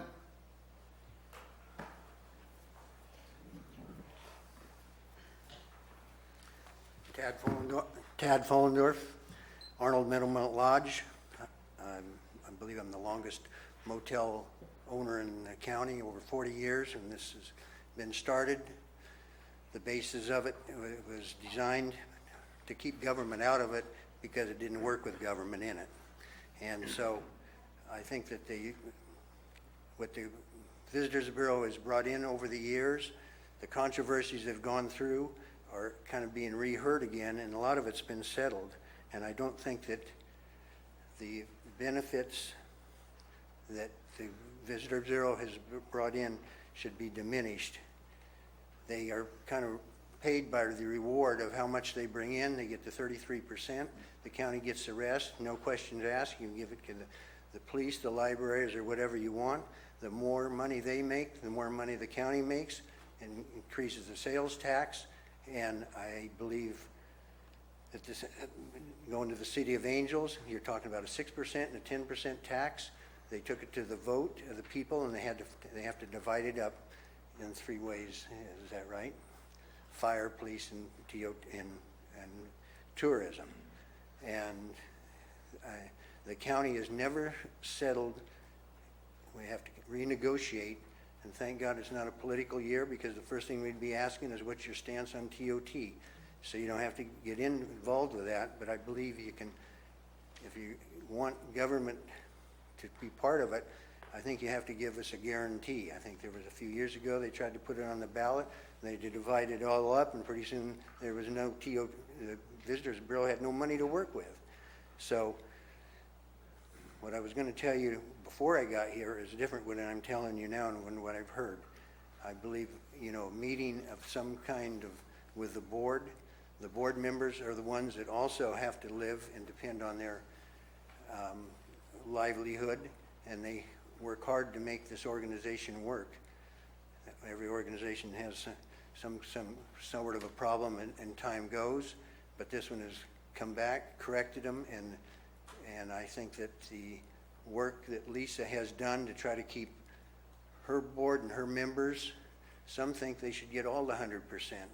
And there becomes an argument and a dispute among the hotel motel owners, who the tax was designed by the state of California to be collected by the hotels, and the county was to disperse it for the purpose of what the Visitors Bureau is doing. 10 seconds. And they're going up, they are able to do that with their 33%, and I think that should be kept until further studies are Thank you, done. sir. Mr. Couch, I believe, Go ahead, sir. No, after you. I can be patient, sir. And then Lot first. no offense, but he was standing up there a long time. Almost 3 minutes. Ben Stopper, District 5. From what I understand, conservative projections are doable with ROI studies at the country level. They've been done. Much work, very hard to do, but they are doable. You just have to stay conservative. High projections wouldn't be prudent, as you said. I heard the number $400,000 for Calaveras County, approximately on TOT funds, and then $1.1 million for Angels Camp. That's not what we get. No, I'm talking about the generation of TOT funds. So the way I understood it, I have to agree with Gary and Jack somewhat in the point that we are donating more money towards this than Angels Camp. the City of Angels. So at this point, we aren't seeing the return that Angels is seeing. They're seeing more than double that. Now, I can see you being defensive of this and the fact that we do need this type of service to continue. But at the same time, where does it become Calaveras' responsibility and where does it become Angels Camp's responsibility in providing the services when they're receiving, what, it's looking like 220% compared to what we're receiving at the county level. There are multiple campgrounds around Hogan. There's campgrounds up at Big Trees and farther up the hill that I don't believe we collect TOT from because they aren't set up like that. But these are services and places for people to stay. They're out beyond the motels and everything that bring people money, revenue, and like Gary said, people to the gas station, buying gas and Snickers bars and keeping people employed here. And we need to think about more things like this. And definitely it is Highway 4 corridor. That's what you do. And you're in Angels Camp and I can understand that, but we need to think about the rest of the county as we move forward. Thank you. Thank you, sir. Mr. Couch? I don't know, I can get this done in 3 minutes. First and foremost, I think there needs to be a Stephen Couts, Ironstone Vineyards this time. There needs to be a basic understanding about what the TOT is, and we're talking about this disparity between the two. Angels Camp collects 10% TOT tax. The county collects 6%. So you have a disparity right there. It's also based on the number of hotel rooms that is there. If you look at and divide it up, Angels Camp has a majority of the hotel rooms, even compared to the rest of the county. So you have two disparities right off the bat when you're looking at this and trying to break it down. You asked about a return on investment and how you break that down. I'll come back to you and say, look at the increase in hotel stays over the last 10-year period due to a direct result of the marketing efforts by Calaveras Visitors Bureau. And there's an initial that you can look at on the increase in the return on the investment that's here. This was voted on not by the county and the supervisors. This was voted on by the people, and it was broken out as to a third, and a third. 1/3 of the tax goes to the Visitors Bureau for marketing and promotion of the county. 1/3 goes to the general fund, and 1/3 goes to roads and improvement and services. And that's how this original agreement was broken out. And what we come back for every year and argue are 1/3%. So the county is getting 2/3 of the whole thing. When you also look at the funds that the Board of Supervisors spends and look at the return on your investment, you have two businesses in this county, if you take out the assessor's office, that are generating funds for the county, the dump and the Visitors Bureau. So the money you're putting in to generate, to get visitors here, is bringing those tax dollars and jobs and everything that is so important to this community and this county. We could sit here and argue all day long, and those who know me for 8 years as board president know that I promote Calaveras County. It's not Murphy's, it's not Copperopolis, it's not Pardee. It's Calaveras County. And this Visitors Bureau has done a tremendous job promoting all the county. And I think they grow and develop as there's more opportunities there. But you have to look at what you're getting. And Jack, you bring up a great point. How do you put a finger on that return on the investment dollars? You say, I'm writing you a blank check. You're writing a blank check that is dollars and cents that is generated by the night stays of the hotels and businesses that are there. You want to generate more money for this county? Increase the TOT tax. There's your first way to do it, and give the organization that's generating the dollars and cents return on that their fair percentage to do it. So there's a lot of opportunities as we grow and develop, but there's a lot of myths that are being kicked around here. And the first one is, yes, there's a higher percentage in Angels Camp. Thank you, sir. Okay, thank you. Ms. Couch. Good afternoon, Ms. Callen. Hello, Rebecca Callen, Auditor Controller. I just wanted to, there was a gentleman earlier that was talking about the campgrounds in the county. The TOT is, it's allowed under Revenue and Taxation Code. And Revenue and Taxation Code does not allow us to collect transient occupancy tax on state or federally ran campgrounds. If it's a private campground, like a KOA or anything like that, then yes. And the treasurer isn't here today, so that's why I ran over there. So if it's a private campground, yes, we can. If it's a state or federal campground, which we have a lot of those in here, you cannot collect TOT on those. Thank you, Ms. Keller. Okay. Afternoon, Ms. Renke. Vicki Ranke, Angels Camp, and I'm going to kind of piggyback on Mr. Kautz's. I was going to get up and say the same thing about the differences between the county and Angels Camp is that we have a timeshare there that generates a lot of TOT. We have hotels, and that's the difference between Angels Camp and the county. And I know that in the past, and I can't say I understand the whole issues, but in the past there were requests to build, or at least on the plans to build a hotel in Copperopolis and a timeshare there as well. And those things, as far as I know, never were approved. So there we go. You know, opportunity for us for tourism, opportunity for some TOT tax, opportunity to bring some economics to our county. So anyway, you know, think about that too. And you know, thank God Angels Camp does have those hotels and timeshares. And by the way, the timeshare is just down the street from where I live. And I know people would say, oh, we don't want a timeshare because that'll be too many people coming in. Never, ever have we noticed any disturbance in traffic or anything. It's just a good money generator. It helps our restaurants. It helps our golf course. So anyway, think about that for the future too. Thanks. Thank you, ma'am.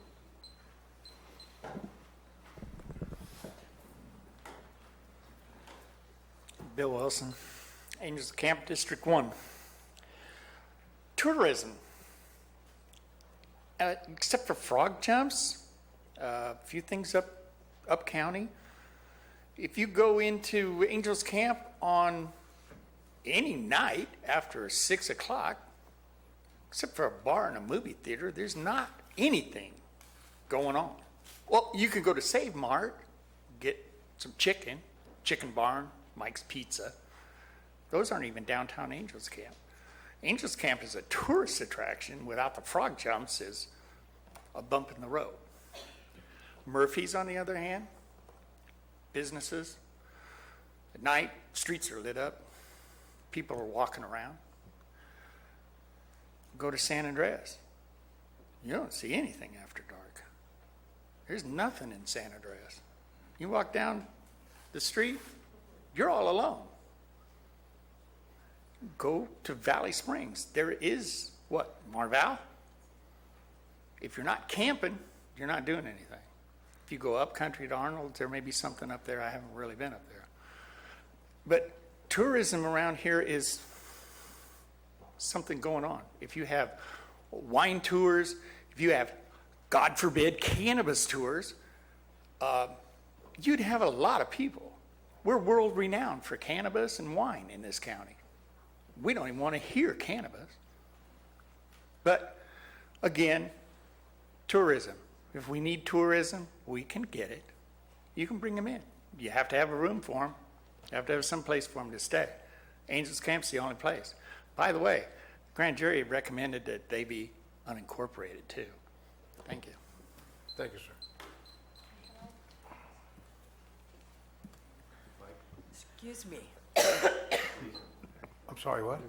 Bertha Underhill, and I'd like to speak a little bit about tourism from two counties, because for 19 years I worked over in Tuolumne County selling advertising in the Visitor's Guide, and I also had a stay with the Calaveras Visitors Bureau.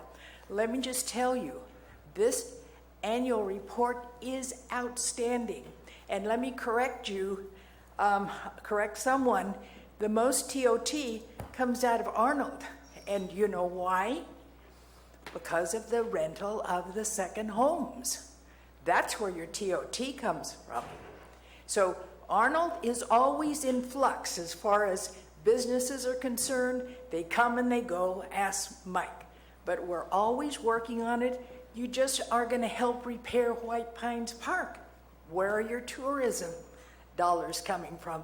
Those people buying gas, buying the candy bar or the hot dogs, So we're working on tourism all the time. We have a very active Greater Arnold Business Association. We have, leaps at, increasing the lodging like Lisa wants for the people who work at the restaurants or the hotels, what have you. But it's necessary. We need the TOT. Thank you. I don't know if I can get past the 30-second mark this time. Michelle Plotnick. I'm not representing anybody besides myself, but I have a lot of interaction with the CVB because I'm a representative of the Murphy's Business Association and the Ebbets Pass Scenic Byway Association. And those associations are both here to promote the Highway 4 area. And we couldn't do it without the CVB. We couldn't. We are volunteer organizations. I'm not a marketing professional. I'm an architect. But I'm spending lots of time every week trying to promote my region, make the place I live a prosperous place, a place to be proud of. And really, the CVB is there to do really the heavy lifting.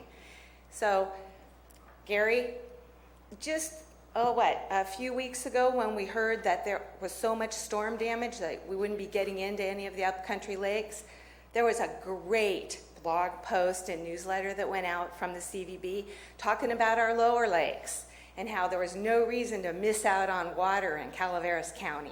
So they are promoting what they can promote in places that aren't big tourist destinations. And to suggest that the campgrounds maybe, we're not collecting a TOT from them, that's a problem. That's not a problem. Those people are still here spending money in our county. We want to market those. We want those people here too. We want people here to taste wine. We want people here to go climbing. We want people here staying on their way to Bear Valley where they're going skiing. We want people to come here and admire our beautiful place, this beautiful, quirky little county with all its little ups and downs.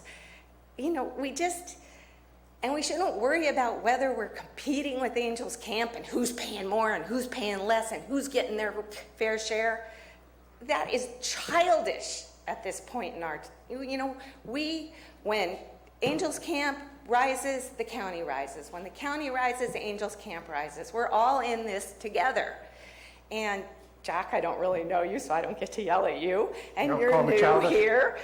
But everyone else, well, Mr. Clapp, I don't know you either. But the others are fair game for me. Really, you don't know the background. You don't know the long, sordid history of the TOT. If this county wants more money, raise our TOT. If this county wants more money, go after all those vacation rentals that aren't paying their TOT. 20 the seconds. Thank you. So I just want to say that the best investment we could have is putting some money into the CVB. And I am totally sympathetic to the idea that we need to have some kind of formal, maybe, relationship in order to do that. Thank you. Thank you. Perfect timing. Hi, very quickly. I noticed your Calaveras experience guides go to the Oakland and San Jose airports, and I was wondering if there was consideration to the Stockton and the Sacramento, a little closer to our area. So those actually have a much higher, Sacramento Airport tends to be business people coming in, and they don't generally come out to this area. That's why we didn't consider Sacramento Airport. And those other two airports actually perform a lot higher. So we took the stats from the company that we contract with to put our guides out there, and they told us these were the two best value that were likely to have the best results for us. Okay, thank you. Mr. Oh, Couch, could I have you go to the microphone so the folks on TV land? Sorry, I was just going to add a touch. The reason that those two airports are selected is that's what Yosemite does as well. Those are the two #1 destination for vacation traveler airports, as Lisa said. The others are tended to be more business driven. So it makes sense to go after the vacation traveler at those airports. As long as I'm here, if I got 30 or 20 seconds. Not anymore. Yeah. Sorry about that, Steve. One shot at this.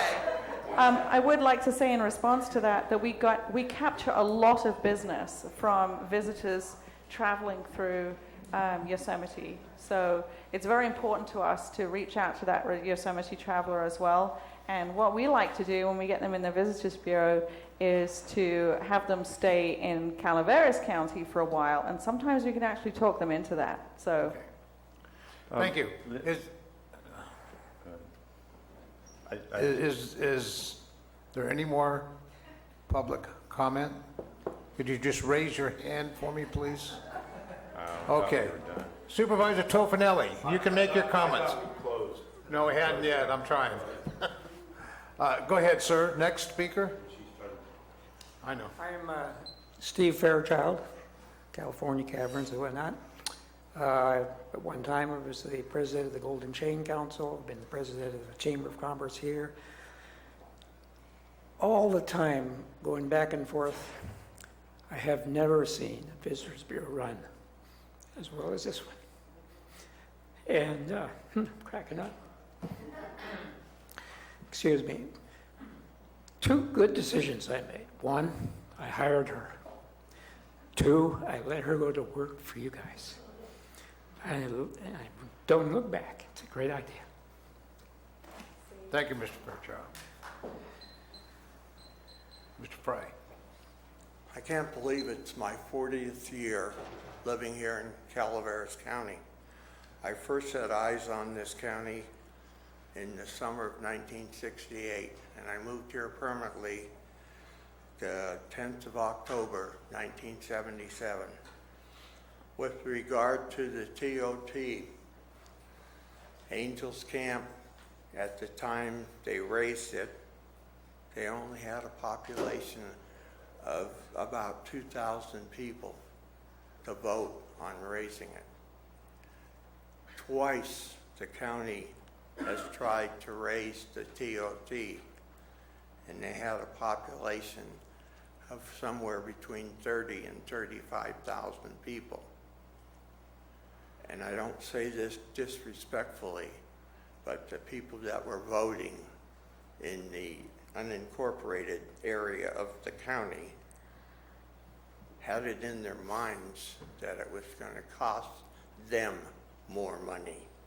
They couldn't figure out that it was a transient occupants tax on the hotels and motels.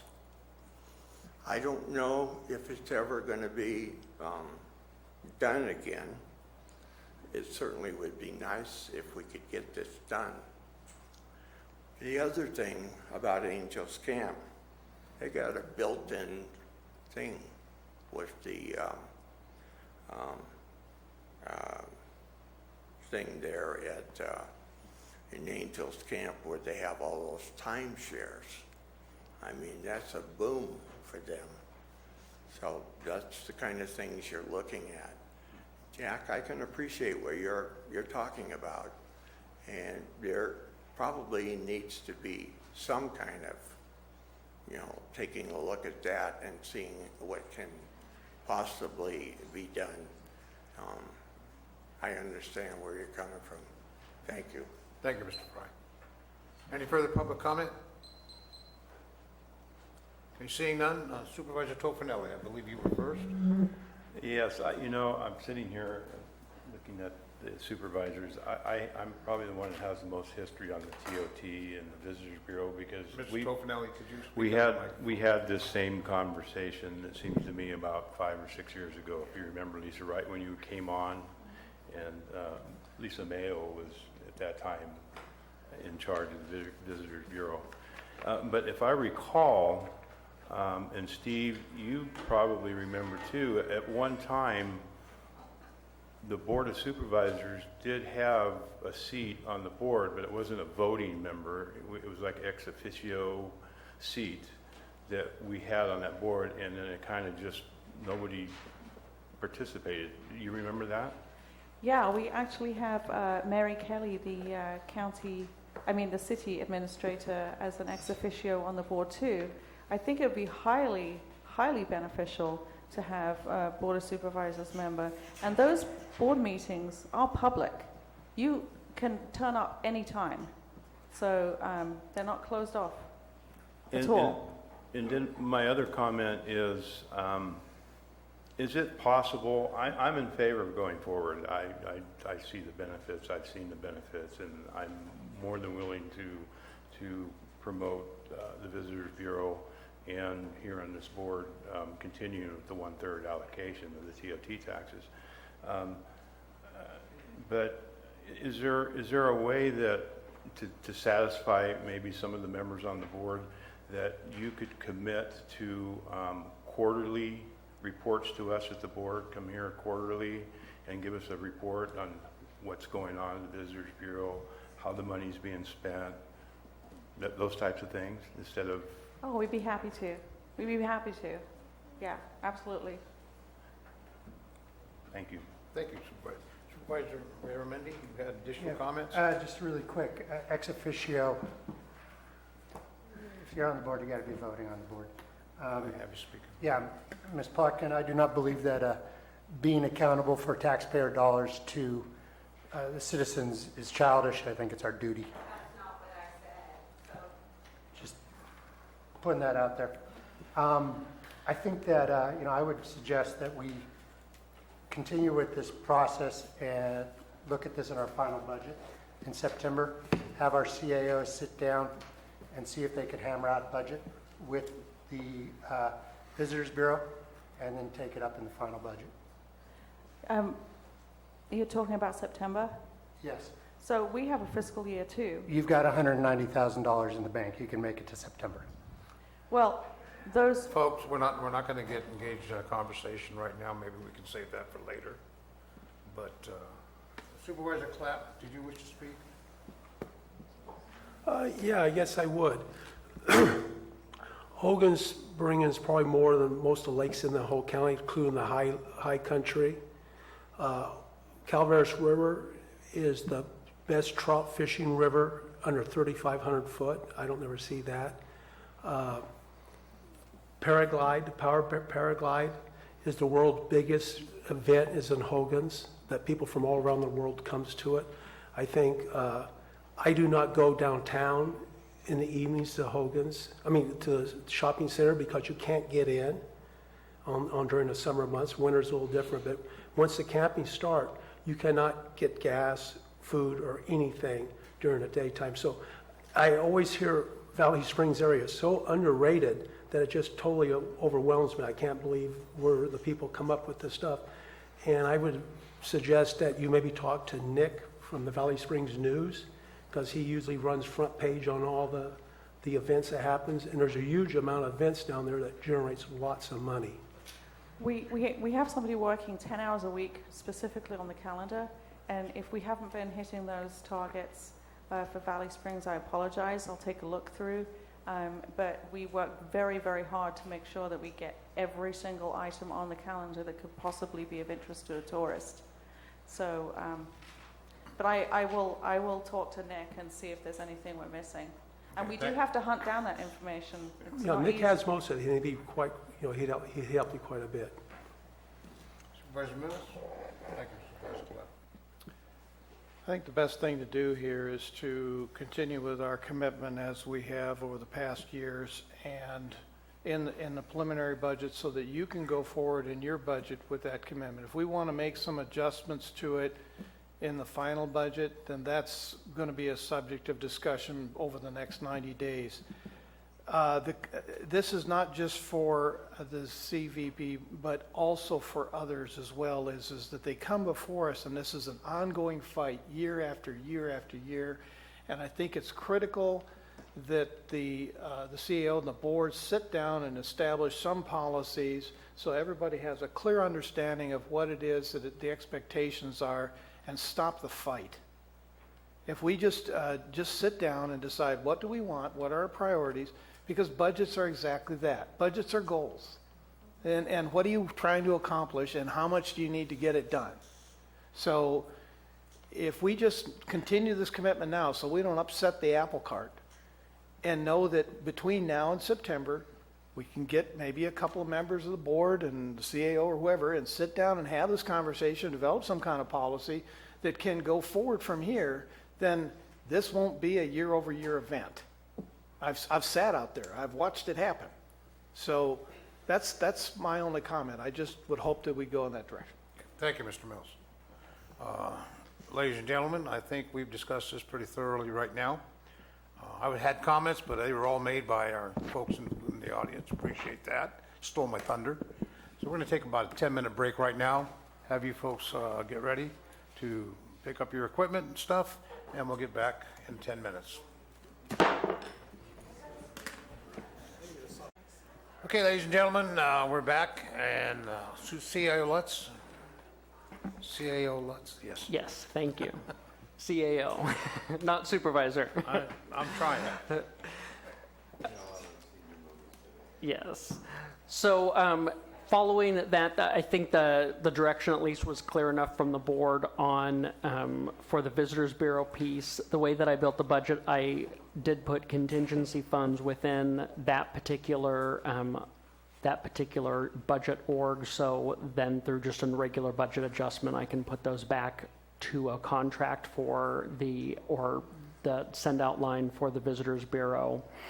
I did get a chance to speak with Lisa at break. She and I will set up a meeting, and again, the goal is trying to set up a long-term arrangement contract and also talk about potential performance metrics that we might be able to look at for what the board might want to see. Is that the direction that the board wants to go? I didn't know we had a consensus. We could poll the board if we'd like. That, if you would like to, that would be. Supervisor Tofinelli? Is that the direction we want to go on the statements made by CAO Lutz? So you're specifically saying, what do you say that? I'm specifically saying at this point, for purposes of consistency and keeping operations going for the Visitors Bureau, that we put in for the recommended CAO budget, or what I would make the adjustment for, is to continue to fund the Visitors Bureau between now and September. We'll have an opportunity to meet with them, try and set up a more formalized contract, and also have discussions about moving forward performance metrics, what we'd like to see continue to happen with them, to make a final recommendation when we get to September. Well, I don't agree with that. But there's my I'm fault. sorry, Mr. Supervisor Tofinelli's. Yes, I'll agree. Supervisor Clapp? Yes. Supervisor Mills? Yes. Supervisor Oliveira says yes. So then, moving on closing off the main budget request, what I'm asking the board today to do is approve the CAO recommended budget for 2017-18 fiscal year with total appropriations of $158,830,535.87. I'm also seeking input from the board if they have any additional input or comments. I recognize that the next couple of months are going to be critical. I will be working closely with the department heads and fiscal staff and really start to identify, as we've discussed, long-term solutions. I would expect that I'd be bringing some regular items back to the board throughout this period, looking for guidance, recommendations, and the ideal is the culmination of these meetings and the proposed structural adjustments and direction would come back to the board and be discussed during the strategic planning and goal setting meeting that we have in August, where it really gives the board the opportunity to drive the direction for the county as we move into the next few fiscal years and really start to focus on righting the ship, so to speak, and setting the course that the county needs to be on for fiscal sustainability and fiscal health. I would also recommend a development of a county-wide employee budget savings and efficiencies committee. I think this would be a beneficial opportunity to include our frontline staff, who really are often in the best place to see areas of inefficiencies, waste, and to leverage their knowledge and dedication to the county to help us make better decisions. They can then provide recommendations to either the board, my office, or both. I would like at the end to at least have some type of a present out from that committee on some recommendations that they would develop. And ideally that would be comprised of staff from all departments, hopefully representing a good cross-section of our workforce to really be able to provide a wide range of potential input for us to consider. And beyond that, that was the end of my discussion. I would be happy to entertain questions from the board. Questions for CAO Lutz? Supervisor Garamendi, your light's on. You wish to comment? Well, you know me, I can't miss an opportunity to ask a question. You know, Tim, as we were looking at this, there's just minor adjustments. For example, economic developer or the spaces in OES, we're not going to have those hired tomorrow. They're at least a quarter, if not 2 quarters out. So there's, we used salary savings in a couple places. We need to make sure that that's not going to balance the budget, obviously. OES does have that. You'll note the salary savings is an OES, and I think part of the economic development is going to be, and I was going back and forth with HR, I think we're going to have to look at a strong recruitment strategy for that and do that differently in order to get a strong qualified candidate. When I went back and forth on do we include the savings or not, we know we're going to have some expenses associated with startup. And so I think it's at the 156, it's still a pretty lean budget for what we might be asking this person to do. So startup costs might be higher in that initial piece. We'll be bringing forward the final, what we final decide to do with the job description and work order when we get closer. Also, we transferred $1.5 million of Measure C funds into this budget to balance it, correct? Well, transfer is kind of a misnomer in terms of when we look at fund balance, the $3 million fund balance estimate assumes that that's money that we've collected this year, right, that's sitting there that we don't use to close our books. So instead of transferring it, so to speak, we basically recognize it in the budget and leave it there as fund balance, and that is correct. Right, so it's Measure C, and we are using those to help, obviously, because this board is moving towards a ban, we will not be doing renewal fees for cannabis cultivators. So we're obviously going to run out of money sooner than later as we go through abatement and enforcement. So in this budget, that moves that money over to the sheriff's or to the whole marijuana control team, which keeps us in business for another year. Right? The excess Measure C funds would, if you unit conveniently titled or numbered 10, 10, 10, 10, right, the cannabis binary regulation budget unit, that the total amount there does exceed what is remaining for the urgency ordinance funds. The remainder would be picked up through excess Measure C funds unless this board were to direct a different action for those positions in that program. That's going to be part of what comes back when we look at the September final budget on what the ultimate structure is for the abatement program within the county. But for right now, this allows those 26 positions, sheriff, code, environmental health, those 26 positions to continue through this fiscal year. Those are all in there for this budget. Again, September will be the ultimate determination for the remainder of the fiscal year. And a number of those are still vacant per our last discussion. I just want to make sure that my constituents know that these teams are continuing to be in existence so that, we are able to make some enforcement efforts over the summer and into the fall to get rid of illegal growers. We started hearings this week actually, and we're in full swing on 8.06 and are doing abatements as fast as possible at this point. Thank you. Further comments? Supervisor Mills? Well, I think that looking at Wednesday afternoon and all of Thursday, I beat this budget to death in any way that's possible. This is a preliminary budget. This is not a final. And I think that as you, as a CAO, continue to work with the departments, you're going to find other pieces in this. There'll be those aha moments, I'm sure, as you work through it. So I'm not concerned at this point. I think that this is just all part of the process.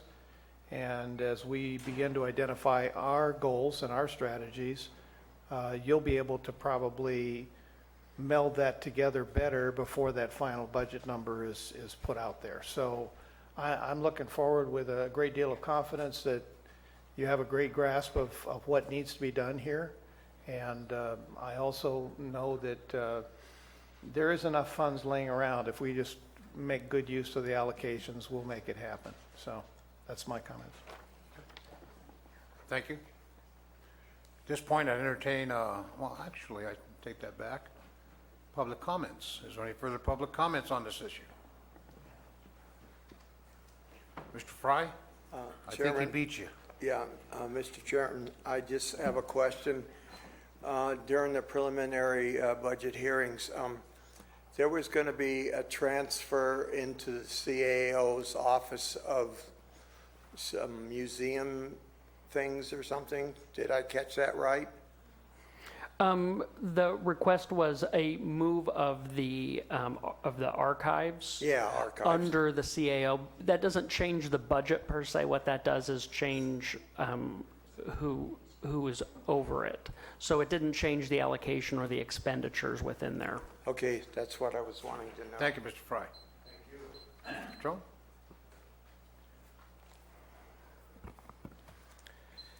Good afternoon. Bill Petrone, Regional Director, SEIU 1021. It's good to see that the county is not going to freeze positions and eliminate jobs, but the employees have been asked once again to forgo raises due to fiscal uncertainty. The employees have not caused this fiscal uncertainty. This fiscal uncertainty is being created by the board or by the people you've entrusted to track your money. But once again, it's the line staff who's being asked to suffer. Since 2011, employees' wages on average in this county have increased $1,872 a year. During that same time frame, the medical costs for the employees in this county have increased $3,658 each year. Staff continues to lose money. You have a 50% turnover rate in line staff since 2013. 40% of the line staff's classifications are paid below the median. That increases to 60% when you compare to Amador County. SEIU has made proposals to the county that will hopefully stem the tide of departing employees who take their knowledge and experience with them when they leave. These proposals would not add a single dime to the unfunded pension liability that has been shown to be a concern to county management. But it takes two sides to negotiate. The contract ends on Friday. The union has not received one financial proposal, nor one financial counter proposal, or even a rejection of the union's financial proposals to this point. We will not bargain against ourselves. If the Board of Supervisors cannot see their way to supporting the employees of Calaveras County, I cannot recommend to the employees, nor to my organization, to support any of the Board of Supervisors moving forward. 30 seconds. Just earlier, there was conversation regarding the Visitors Bureau and the concern about taking care of the people coming to visit. But you need to stop and take care of the people who live here, your employees. Thank you. Thank you, sir.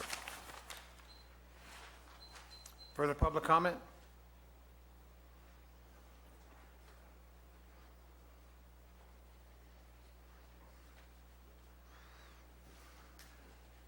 Good afternoon, Vivian Seichu, District 1. Today we would like to restart from last week's comments from Supervisor Mills' intervention on the Sheriff's Office budget challenges and overall considerations on establishing goals and targets for the Sheriff's Office and other departments. First, a technical notation. Last week, the Board of Supervisors discussed the turnover cost, overtime cost, and the time and cost to replace and fill positions as separate elements. In actuality, overtime and replacement costs are two components of the above key header cost line, cost of turnover. They are not the only ones, but surely two of the most significant ones, as they are also the most tangible and material. Our second remark is more philosophical in nature, but surely not less important. In your speech last week, Supervisor Mills, you talked about implementing improvements by assigning goals and targets. Are you absolutely certain that a top-down traditional managerial style, outdated in a 21st century knowledge economy context, is the most adequate and effective leadership approach to address performance issues such as turnover and overtime, and the improvement of working conditions in a given workplace? You have often been referencing lately to fancy last-generation business tools such as just-in-time and priority-based budgeting. Supervisor Mills, these tools are a reflection of the continuously changing 21st century knowledge economy and its fundamental need for agility in order to effectively support these continuously shifting change requirements.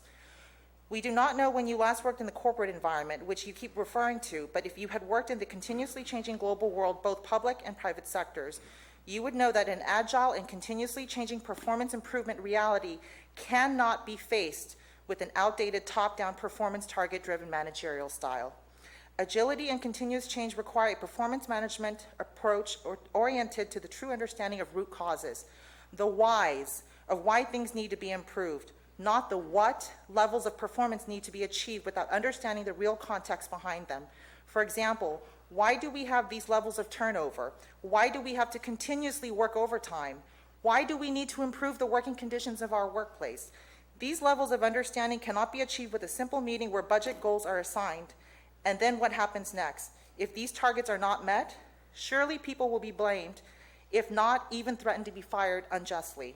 Supervisor Mills, what happened in this chamber a few weeks ago in relation to staff being blamed for not delivering the ban ordinance draft on time is a good example of this culture.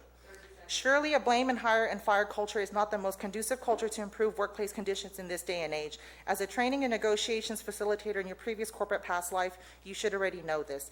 In conclusion, gentlemen, and with all due respect, in observing the ongoing dynamics with a corporate hat on, we quite frankly do not see the adequate leadership capabilities in significant parts of this board in order to achieve and sustain the operational and financial improvements that this county desperately needs. And all these budget improvements simply will not happen and certainly will not sustain themselves. Thank you for your time and consideration. Thank you.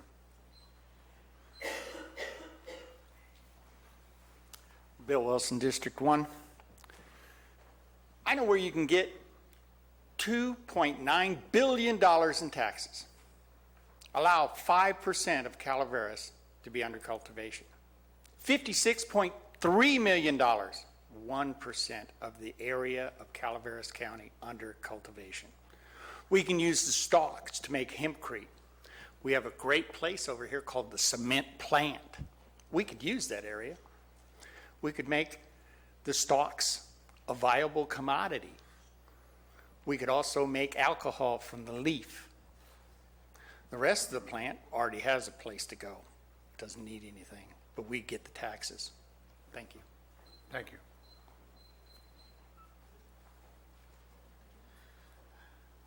Ben Stopper, District 5. I'd like to start out by apologizing to the chair. I was misinformed when I spoke at the public comment at the beginning of the day today. I did not know there was a line item containing the Measure C taxes. As far as I know now, they're under excise taxes. So they are being shown in total with other taxes. So I did speak out of turn, sir. Not a problem. Second, some things of concern. The reserve funds that are being used. Which funds are within the reserve fund? Are some of these restricted? Do we have to pay them back in the future? Another concern is as we go into different departments and we start to go into their reserves, building department, planning department. A lot of these take a 4/5 vote by the supervisors to move forward by extracting these funds, from what I understand. Things to keep in mind as we move forward, gentlemen. We can put out a lot of good ideas, and the conversation should continue as how we should solve these. But we need to stick to the process set before us. There are rules, and we need to remember to follow them. Thank you. Thank you.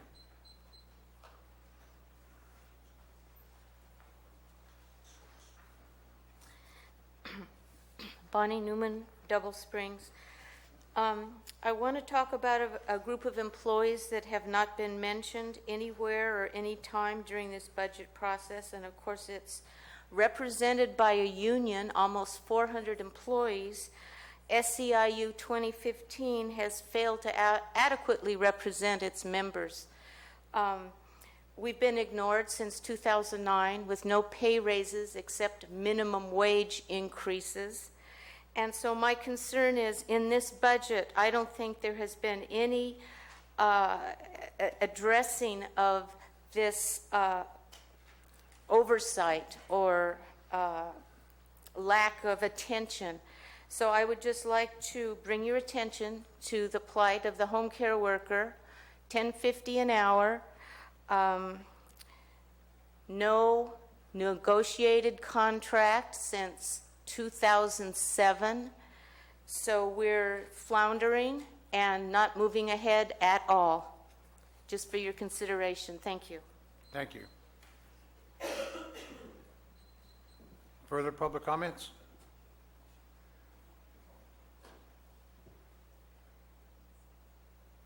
Excuse me a moment.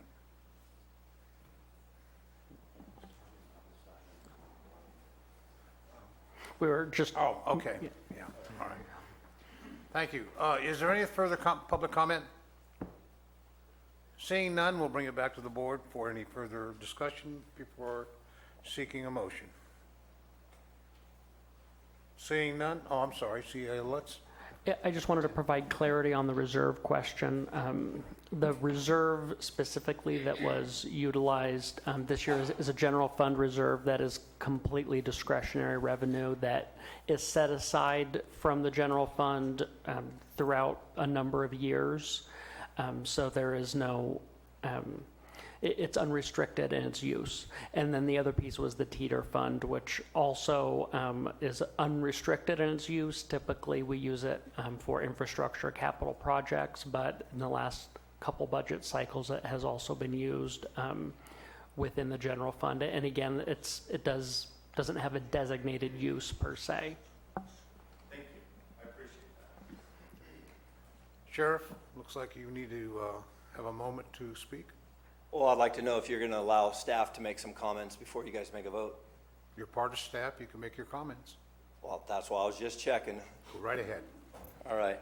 I have a few items I wanted to talk about. I know that Mr. Mills, Mr. Toffanelli, and the CAO Lutz, we had some meetings to discuss budgets, salary savings in particular for the county. I had some items I'd wanted to address in the proposal that I made. Part of the proposal that I made, and correct me if I'm wrong, Mr. Lutz, on the AB 443 funding that I have, I did not see that monies added to the budget, but those positions that were tied to it haven't been changed. That's correct. We did not, the only thing I changed per our discussion was the estimated salary savings that Maria was able to clarify with you. This budget does not reflect anything that we discussed on AB 443 because we didn't have a final agreement on, and we aren't freezing any positions within this budget. So Okay. it doesn't impact any of those positions. Okay. And again, I'm not super concerned about those positions because if you didn't fund them, then the monies it was never a salary savings at that point.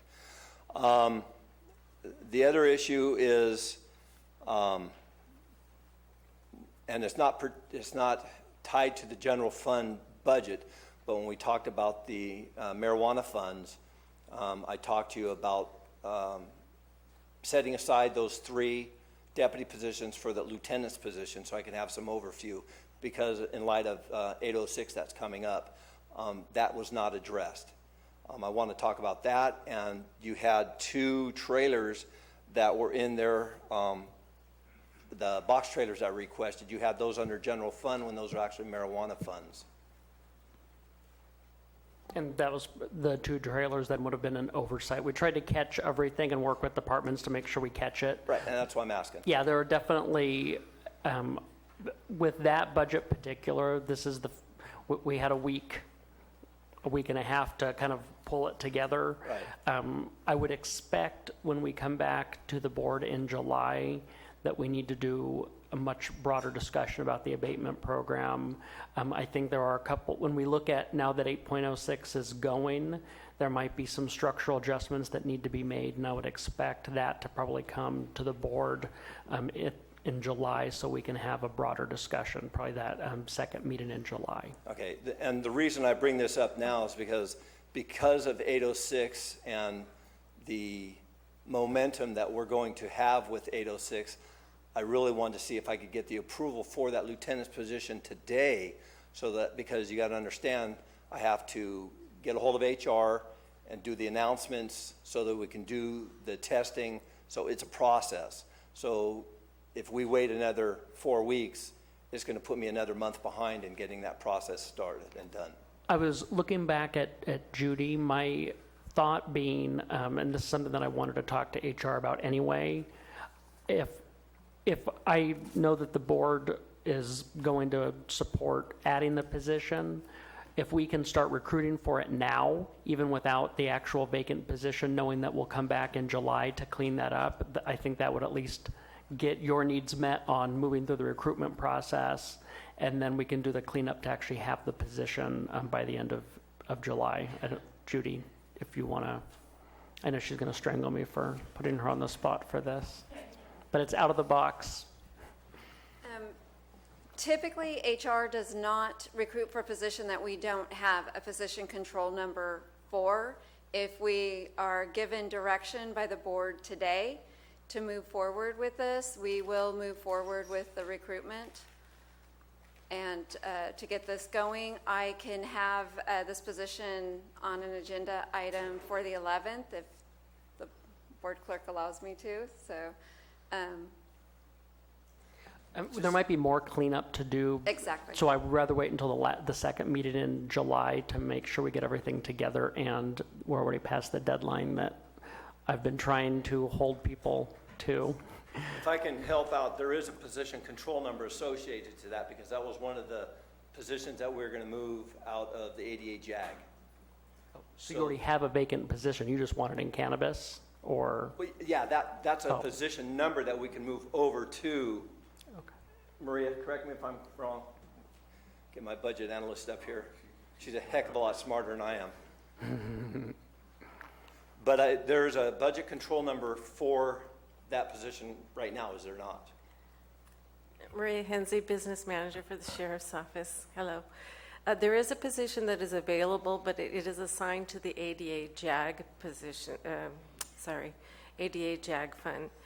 In our budget request, we had requested the possibility of the board considering that position be moved over. With that, it would be used for the lieutenant if everyone so chooses. I think the sheriff had thought to set aside the 3 deputy positions in lieu of the lieutenant. And that was what we discussed when we met, yeah. Yes, and that packaged together with the transition of the position from ADA JAG over into the MCCRP unit with funding granted through MCCRP. Then my suggestion would be, we already have a position, we recruit based on that position number, and then we do the budget correction. Would we look at the that actual fund, the 10 fund, to actually make any corrections we need for what's in there and funding? Is that agreeable? I mean, you're Hawkins?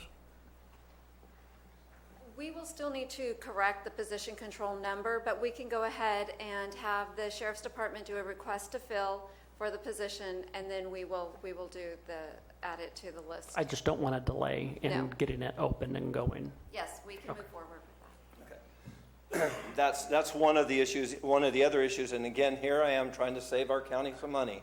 I have You laugh, but it's true. Rick, And I was riding a bicycle to and from work today. Before we leave this, $1,900 bicycle. before we leave this subject, though, I don't think it was brought up to the rest of the board that what you intend to do with the lieutenant is actually a $128,000 savings.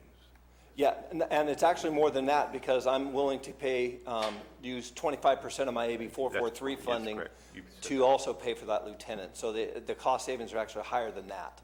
You're right. Okay. You agree to do that. Yes. That's what we had in that discussion. Correct. Yeah. And the other thing that I had not brought to your folks' attention that we missed our meeting because you were buying donuts or something, I don't know. I can say that I'm a cop. Anyhow. I don't eat donuts. Yeah. He's got a gun. I was buying them for you. I have, we have 5 correctional officer positions, and this is what I wanted to talk about at that meeting on Monday. I have 5 correctional officer positions that we've not been able to fill. So in order to save the county some money, I wanted to change 3 of those into correctional technician positions. The savings are, 1, the actual cost of the employee, and it allows me to put people into my control booth so that I'm not having to pull correctional officers off the floor to work in that control booth. So it's a savings there, and it saves me from having to bring a correctional officer in on overtime to cover that hole that we don't have right now. And Ms. Hawkins, she's still here. When you don't have to get up, I just want to reiterate that I had talked to her and Shirley Ryan last year about bringing on 5 correctional officers, 3 sheriff's technicians, and a sergeant for my jail staff, and we settled with the 5 correctional officers. It's now becoming apparent that we're having a hard time hiring those correctional officers, so I'd like to switch 3 of those over to correctional technicians, again, in a savings to the county.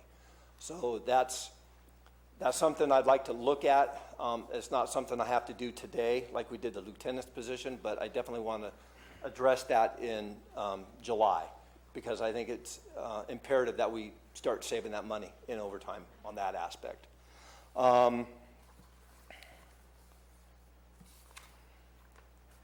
Maria, was there anything else? Or that?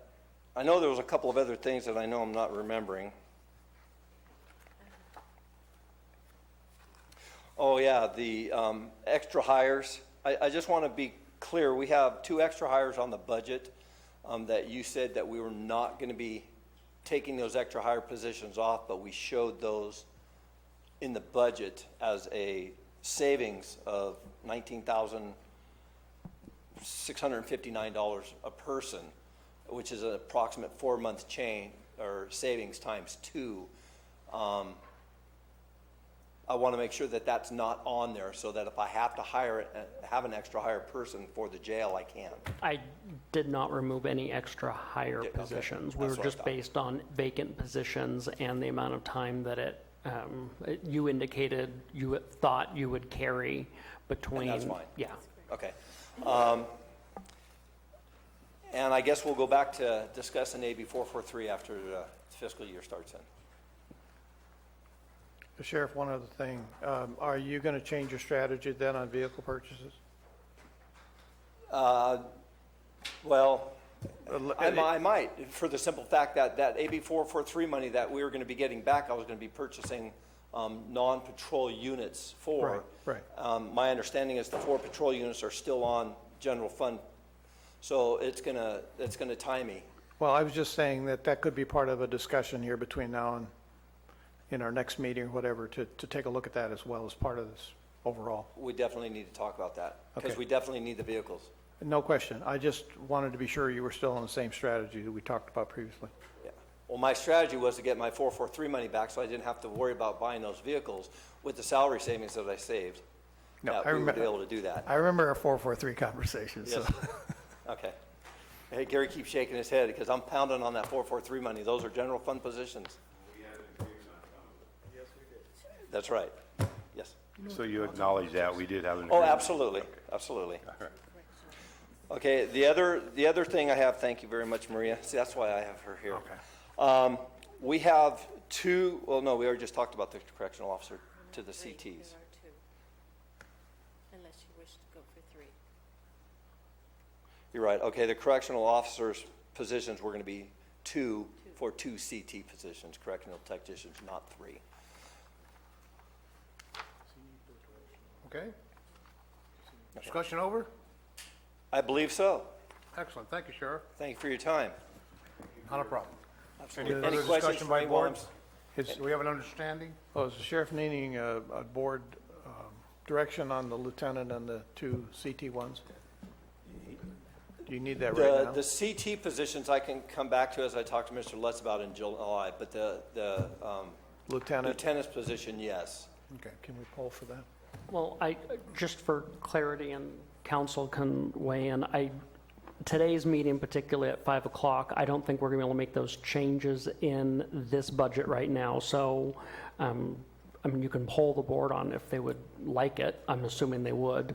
Okay, I just want to make sure that we're not trying to, recognizing that it's not going to be in today's adopted recommendation. Understand. Okay. We'll conduct a poll of the board. And that's fine. And again, as long as we can start the recruitment process. Right. Yeah. So, all right. Thank you. We don't need a poll. My only concern is the recommended budget has to be approved. The resolutions adopting the recommended budget has to be completed by the 30th. So if what I'm hearing is that what you are proposing is not in the resolutions that are in front of the board today, we have to make those modifications to the resolution and have those resolutions approved before the 30th. And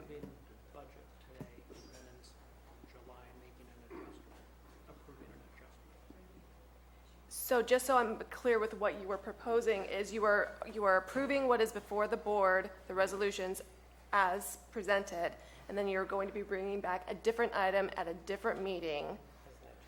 Okay, that's fine. Because he does not need the funds now, today, but we're going to poll to give him the go-ahead to start recruiting, and Judy to make the adjustment on the position.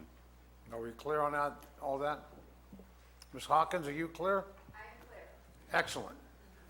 If you're clear, I'm ecstatic. Thank you. All right, we'll conduct a poll of the board for that issue and that issue only at this time. Supervisor Tofinelli. Yes. Supervisor Garamendi. Yes.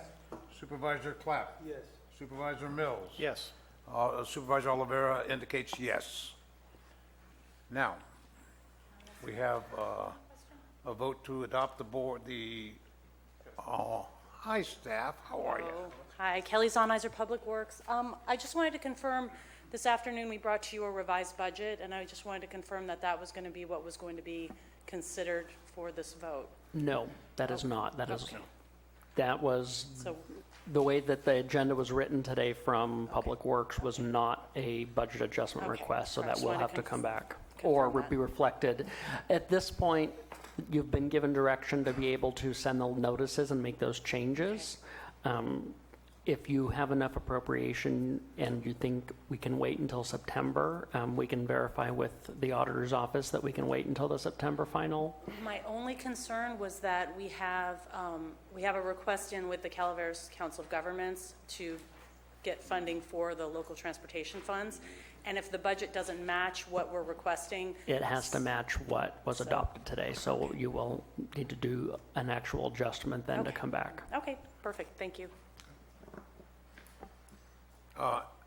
Just to make sure that we have all of our speakers, there is no more public comment, is that correct? See, it's not correct. Staff. Oh, staff. Any more staff then? Seeing none, we'll bring it back to the board and entertain a motion. Actually, can I make a comment? You sure can, Supervisor Garamendi. I really do. I think you guys have done a great job in trying to fill what was in excess of a $6 million hole in our budget, and that was no small task. We seem to be balanced at this point in the preliminary budget, which is great. I have grave concerns about the reserves. I have grave concerns about contingencies, because obviously we spent all our contingencies last year, and we had twice as much money in that account. So I'm concerned about labor and our various unions. So this doesn't make me happy, but I think it's a good move for where we are. I point out that we did taste the forbidden fruit here. We're pulling cannabis dollars out of the taxes to balance this thing. And we just always need to keep in mind that, nobody's doing this to us. This is a choice that we're making to have this budget. But other than that, I'm good to go on the budget. And that's a motion to adopt. Thank you. Okay. Second? Second by Supervisor Clapp, motion by Supervisor Garamendi. Any further public discussion? I don't believe there is. Any staff discussion? Don't believe there is. All in favor indicate by saying aye. Aye. Opposed indicate by saying no. Hearing none, motion passes 5-0, unanimous. Madam Clerk? So my understanding would be that we are now jumping back to item 30. Are we just going to take the rest of the budget items because they're all part of the budget I'm package? asking. I would assume at this point that you would just take them in order since we're on budget. That's correct. Okay. Okay. I think we're going to 31. No, 31's I- 33. Item 33 is from the Administrative Office to adopt a resolution approving fiscal year 2017-18 recommended budget for districts governed by the Board of Supervisors. Any further staff discussion? Yeah, and again, this is referenced within the board agenda item, but just for the board's edification, wanted to make sure that you were aware what you were voting on for this piece. This is the special districts that fall within your purview as the Board of Supervisors. The total appropriation for those budgets comes out to 2.605 million, and that includes your Fund 2020, which is Arnold Lighting, 2030, which is McCollum Hill Lighting, 2040, Murphy's Lighting, 2050, San Andreas Lighting, 2060, Valley Springs Lighting, 2070, West Point Lighting. And then it also includes 2100, which is CSA number 9, Sunrise Point, 2110, which is CSA 1, Rancho Calaveras, 2112, which is CSA 12, Golden Hills, 2115, which is PRD number 1, Woodgate, Indian Creek, 2120, which is CSA number 2, Bar 20, 2140, which is CSA number 4, Diamond 20, and 2180, CSA number 8, Spring Hills. Okay. Thank you, C.I. Lutz. Comments by the board? Supervisor Mills. Yes, I recall in a previous year that there was some concerns over the GAN limits on one of these districts. Are we in any danger of exceeding a GAN limit? And I speak specifically to the Murphy's Lighting District. You know, I wasn't aware of we having a historical problem there, but I will be happy to look into it and see if we need to make a requested adjustment within the GAN limit. So you're thinking that ties to which one? Murphy's Lighting District. Okay. So my point is let's go ahead and just adopt what's here. And if you feel that you need to have some structural changes because of a GAN limit problem, we can address that later. Okay? Thank you. Okay. Public comment?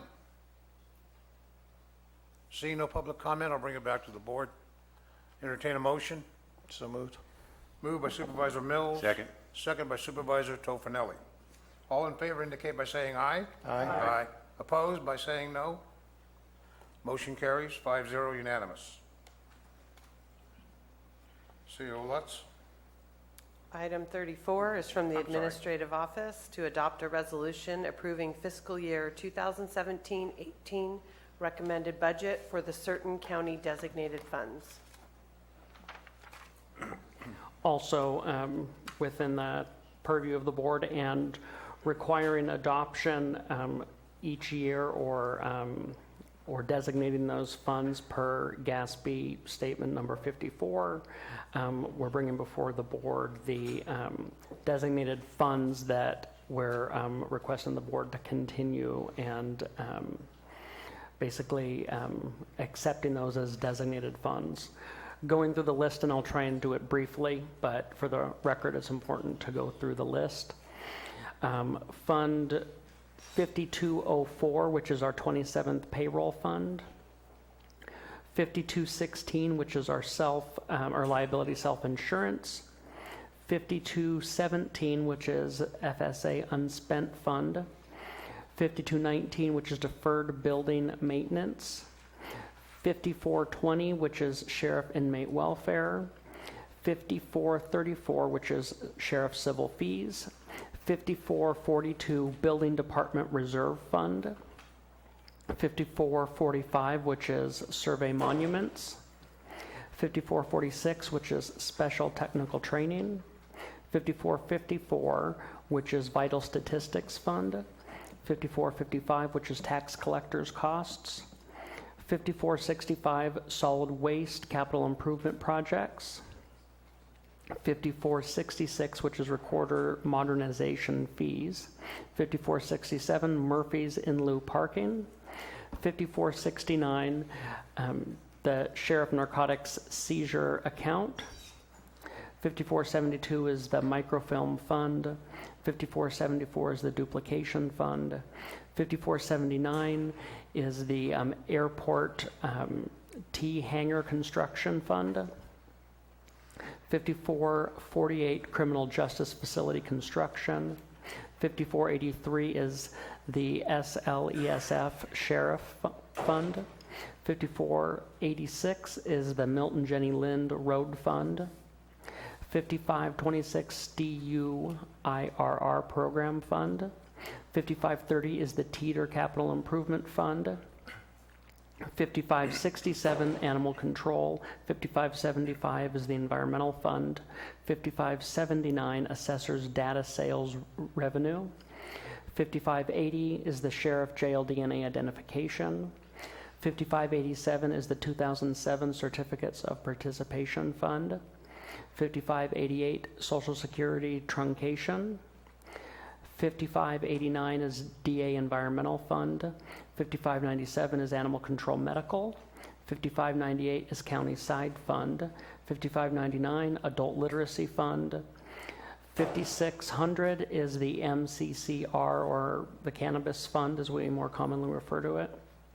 5624 asset forfeiture. 5635 Red Hill emergency. 5810 is the local community corrections, and 5840 is corrections PERF. And that concludes the funds. Okay. Say that again in here. Any comments, questions, discussion by board and staff? Seeing none, any public comment? Seeing none, bring it back to the board. Entertain a motion. Moved by Supervisor Mills. Second by Supervisor Clapp. All in favor indicate by saying aye. Aye. Opposed indicate by saying no. Hearing none, motion carries 5-0, unanimous.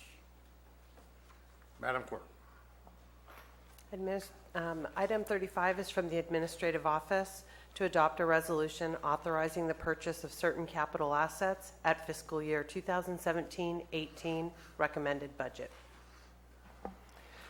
Yes, this is really bringing back what was presented during the budget hearings. Total capital asset requests for the fiscal year are $2.759 million. Again, a lot of those projects are where we look at using designated funds to try and purchase capital, although there certainly are some general fund expenditures in there too. An example being the necessary sheriff patrol vehicles, in addition to an animal control truck that again, same type of situation where we need to update the vehicles that are on the road for safety of our workers and being able to respond to community incidents. I don't need to read all of the requests at least, so yes, that is included with the agenda and copied with the resolution as attachment or Exhibit D. Okay, thank you, CEO Lutz. Any discussion by the board, by staff? Seeing none, any discussion, actually, public comment? Seeing none, we'll bring it back to the board, entertain a motion. So moved. Moved by Supervisor Mills. Second. Second by Supervisor Tofinelli. All in favor indicate by saying aye. Aye. Opposed indicate by saying no. Hearing none, motion carries 5-0, unanimous. Madam Clerk? Item 36 is from the Administrative Office to adopt a resolution approving fiscal year 2017-18 recommended budget for the Air Pollution Control District.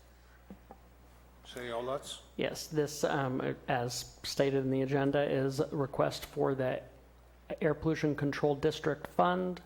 The total appropriation request this year, $585,165. Discussion by the board? Discussion by staff? Hearing none? Any discussion by, actually, public comment?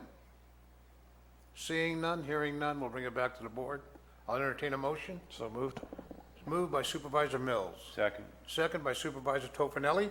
All in favor indicate by saying aye. Aye. Opposed indicate by saying no. Hearing none, motion carries 5-0, unanimous. Item 37 is from the Administrative Office to adopt a resolution approving fiscal year 2017-18 recommended budget for the In-Home Supportive Services Public Authority. I'm sorry. CEO Lutz, do you have a comment on this? Yay, last one. Yeah, well, this, for you. Well, last one on budget. The, again, this is requesting approval for In-Home Supportive Services Public Authority Fund. The total appropriation request, $666,087. Okay. Discussion by board. Supervisor Garamendi. You know, I recognize that we are the In-Home Support Services Public Authority. I've never met the executive director nor heard a presentation. I would like to hear a presentation sometime near future regarding their programs, and I'd like to know when the last time we evaluated. You know, this is our employee that reports directly to the board. When was the last time we actually took a look at the whole package? So I'd like to, if the consent of the rest of the board, when it's convenient for the CAO to set that up, I would appreciate it. And I'm looking over at Kristen, since the director I know reports directly to her. I'm sure we can set it up fairly quickly. Thank you. You know, I mean, That was Kristen? yes. Comment, Supervisor Garamendi. I seem to recall there was a presentation maybe to the prior board from this, probably about 6-8 months ago. I recall that. Yeah. But I think the new board should hear from them. So I concur with you, Supervisor Garamendi. Any further board discussion? Oh, we want a poll? Sure, we can have a poll. We can have a, yeah, Clyde, just start it off, Supervisor Clyde. A microphone, please. Microphone, sir. About that, gentlemen, it doesn't work. I'd like to just maybe put a time frame on it too, how long it goes. Would that be good with everybody here? We do that? Okay. That might be a good idea. So I'd like to have it as soon as we... 15-minute presentation? Yeah. Okay. So I'd like to have it done, as soon as we could. It'd be sort of nice to have it, and I'd like to have some kind of a time frame on it too, so it doesn't go for hours and we don't blow, so it's not a schedule breaker.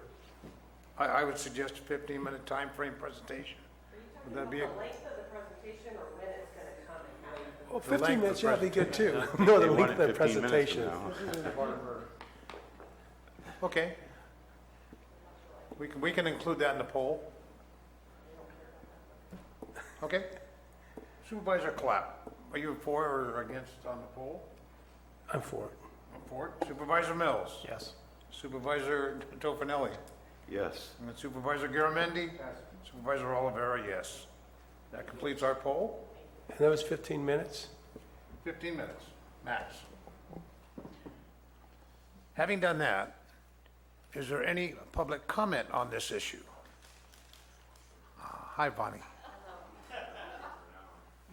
3 minutes. No, they only give me 3 minutes.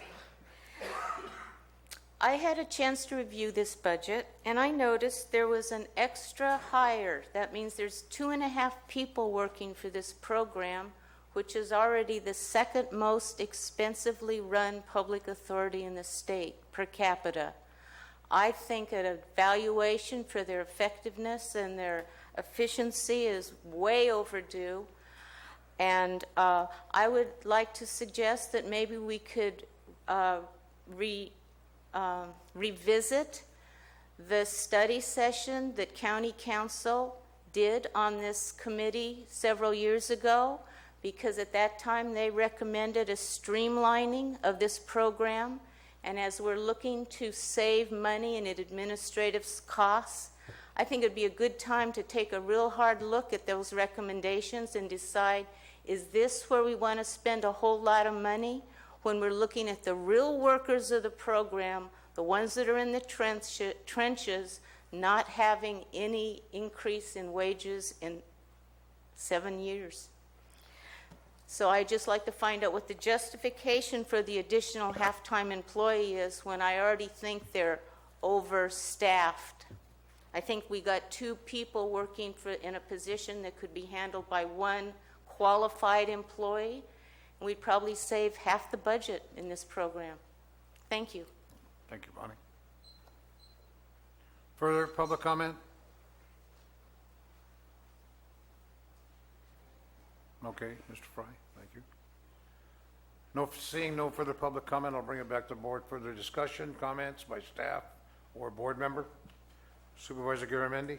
Make a motion to approve. Motion by Supervisor Garamendi to approve. Second? Second. Second by Supervisor Tofinelli.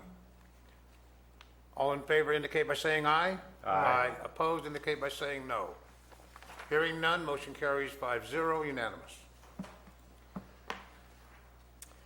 Item 38 is from Human Resources to adopt a resolution authorizing changes to the position control list for fiscal year 2017-18 recommended budget effective July 8th, 2017. Madam Clerk, have we heard item number 32 yet? Yes. 31? Oh, it is a budget item? Yes. Okay, thank you. I stand corrected, I apologize. Judy Hawkins, Human Resources and Risk Director. So I'm bringing before you the changes to the position control list for adoption. All of these changes that are listed on the position control list are the changes that were brought up during the budget hearings, June 13th through the 15th, and are reflected in CAO Let's budget. We also have attached are the job descriptions for the new positions. Thank you. Any questions of Ms. Hawkins by the board or staff? Any discussion by the board or staff? Seeing none, public comment? Seeing no public comment, hearing no public comment, I'll bring it back to the board. Entertain a motion. So moved. Moved by Supervisor Mills. Second. Second by Supervisor Clapp. All in favor indicate by saying aye. Aye. Opposed indicate by saying no. Motion carries 5-0, unanimous. Thank you. Thank you, Ms. Hawkins. Madam Clerk. So now we are jumping back to item 30.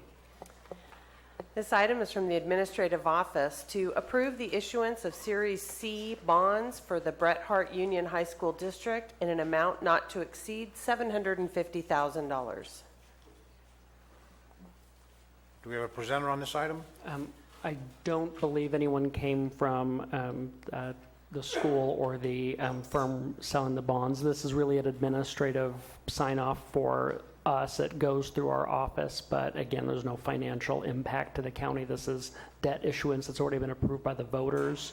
This is just to issue the next series. Okay. Thank you, CAO Lutz. Any discussion or comments by the board? Hearing none, any comments by public? Any public comment? Seeing and hearing none, I'll bring it back to the board for a motion. So moved. Moved by Supervisor Mills. Second. Second by Supervisor Tofinelli. All in favor indicate by saying aye. Aye. Opposed indicate by saying no. Hearing none, motion carries 5-0, unanimous. Item 31 is from the Administrative Office to authorize the Board Chair to sign a letter of support for Congressman McClintock's call for the USFS to expedite the reopening of Forest Service roads, including New Spicer Reservoir and Board Crossing roads. Mr. Moss, how are you? Yes, sir. I'm doing fine. How's the board this evening? We're hanging in there. Can't believe I asked that question, could you? Anyway, thank you, Brian Moss, Administrative Office. Very quickly, this is an item that was brought to our attention that Congressman McClintock was looking for support for opening up Forest Service roads in Calaveras County. The reason being because of storm damage in the winters, storm damage we had in the 3 significant storms. And in Calaveras County, that includes certainly New Spicer Reservoir, Valley Reservoir Road, and Board's Crossing. So this was something I contacted the Congressman's office with. They were looking forward to a letter when I was drafting this at the time. And again, it's just a letter of support for his efforts, requesting that the Forest Service roads in general be opened and taken care of as a priority. Okay. Thank you, Mr. Moss. Yes. Questions by the board? I have comments. Spicer Road will be open tomorrow for the U.S. Forest Service. I received a contact communication this morning at 6 o'clock from the ranger in charge. Repairs are made. Vehicles will be allowed to traverse that road starting tomorrow morning. Very nice. It's a project that we've been working on for a while with McClintock, with Congressman McClintock and the Forest Service. The information passed out by the forest order involved all forest roads, and specifically in Calaveras County, it was Spicer Road. But those repairs, once again, have been made. They're temporary repairs. Traffic safety control devices have been in place, and the road will be open tomorrow. That's very good news for District 3, Highway 4, and Calaveras County.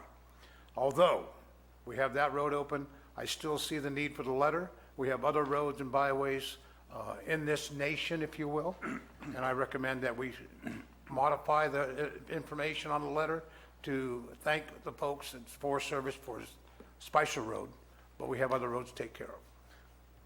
Understood, certainly can do that, and that is really great news that New Spicer Meadow Reservoir Road is part of the North Fork project and is very, very crucial, and we had made a really a passion plea about the importance of that. So this is really great news, and we will take care of the modification of that correspondence. Excellent. Thank you, Mr. Moss. Any further comment by the board? Public comment? Any public comment?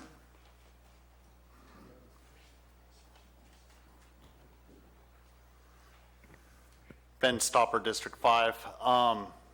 Bertha Underhill, she's not here anymore, but a few weeks ago she asked, people drive up Highway 4 and take a look at the trees being taken down near big trees. This all has to do with the Highway 4 corridor, and I just want to say special thanks to Mike for staying in touch with the Forest Service and moving forward on getting that done for your district. We all appreciate it. I love going up in that area and doing my high country fishing, big trout fisherman here, and I know what how valuable and beautiful that area is. I've been going up there since the early 80s. Thank you, sir. Thank you, sir. Any further public comment? Hearing none, we'll bring it back to the board. I'll entertain a motion. So moved, Mr. Chair. Moved by Supervisor Tofinelli. Second. Second by Supervisor Mills. All in favor indicate by saying aye. Aye. Opposed indicate by saying no. Hearing none, motion passes 5-0, unanimous. Ladies and gentlemen, I think we need to check with our video. Are we in a position to continue on, or do you need a change?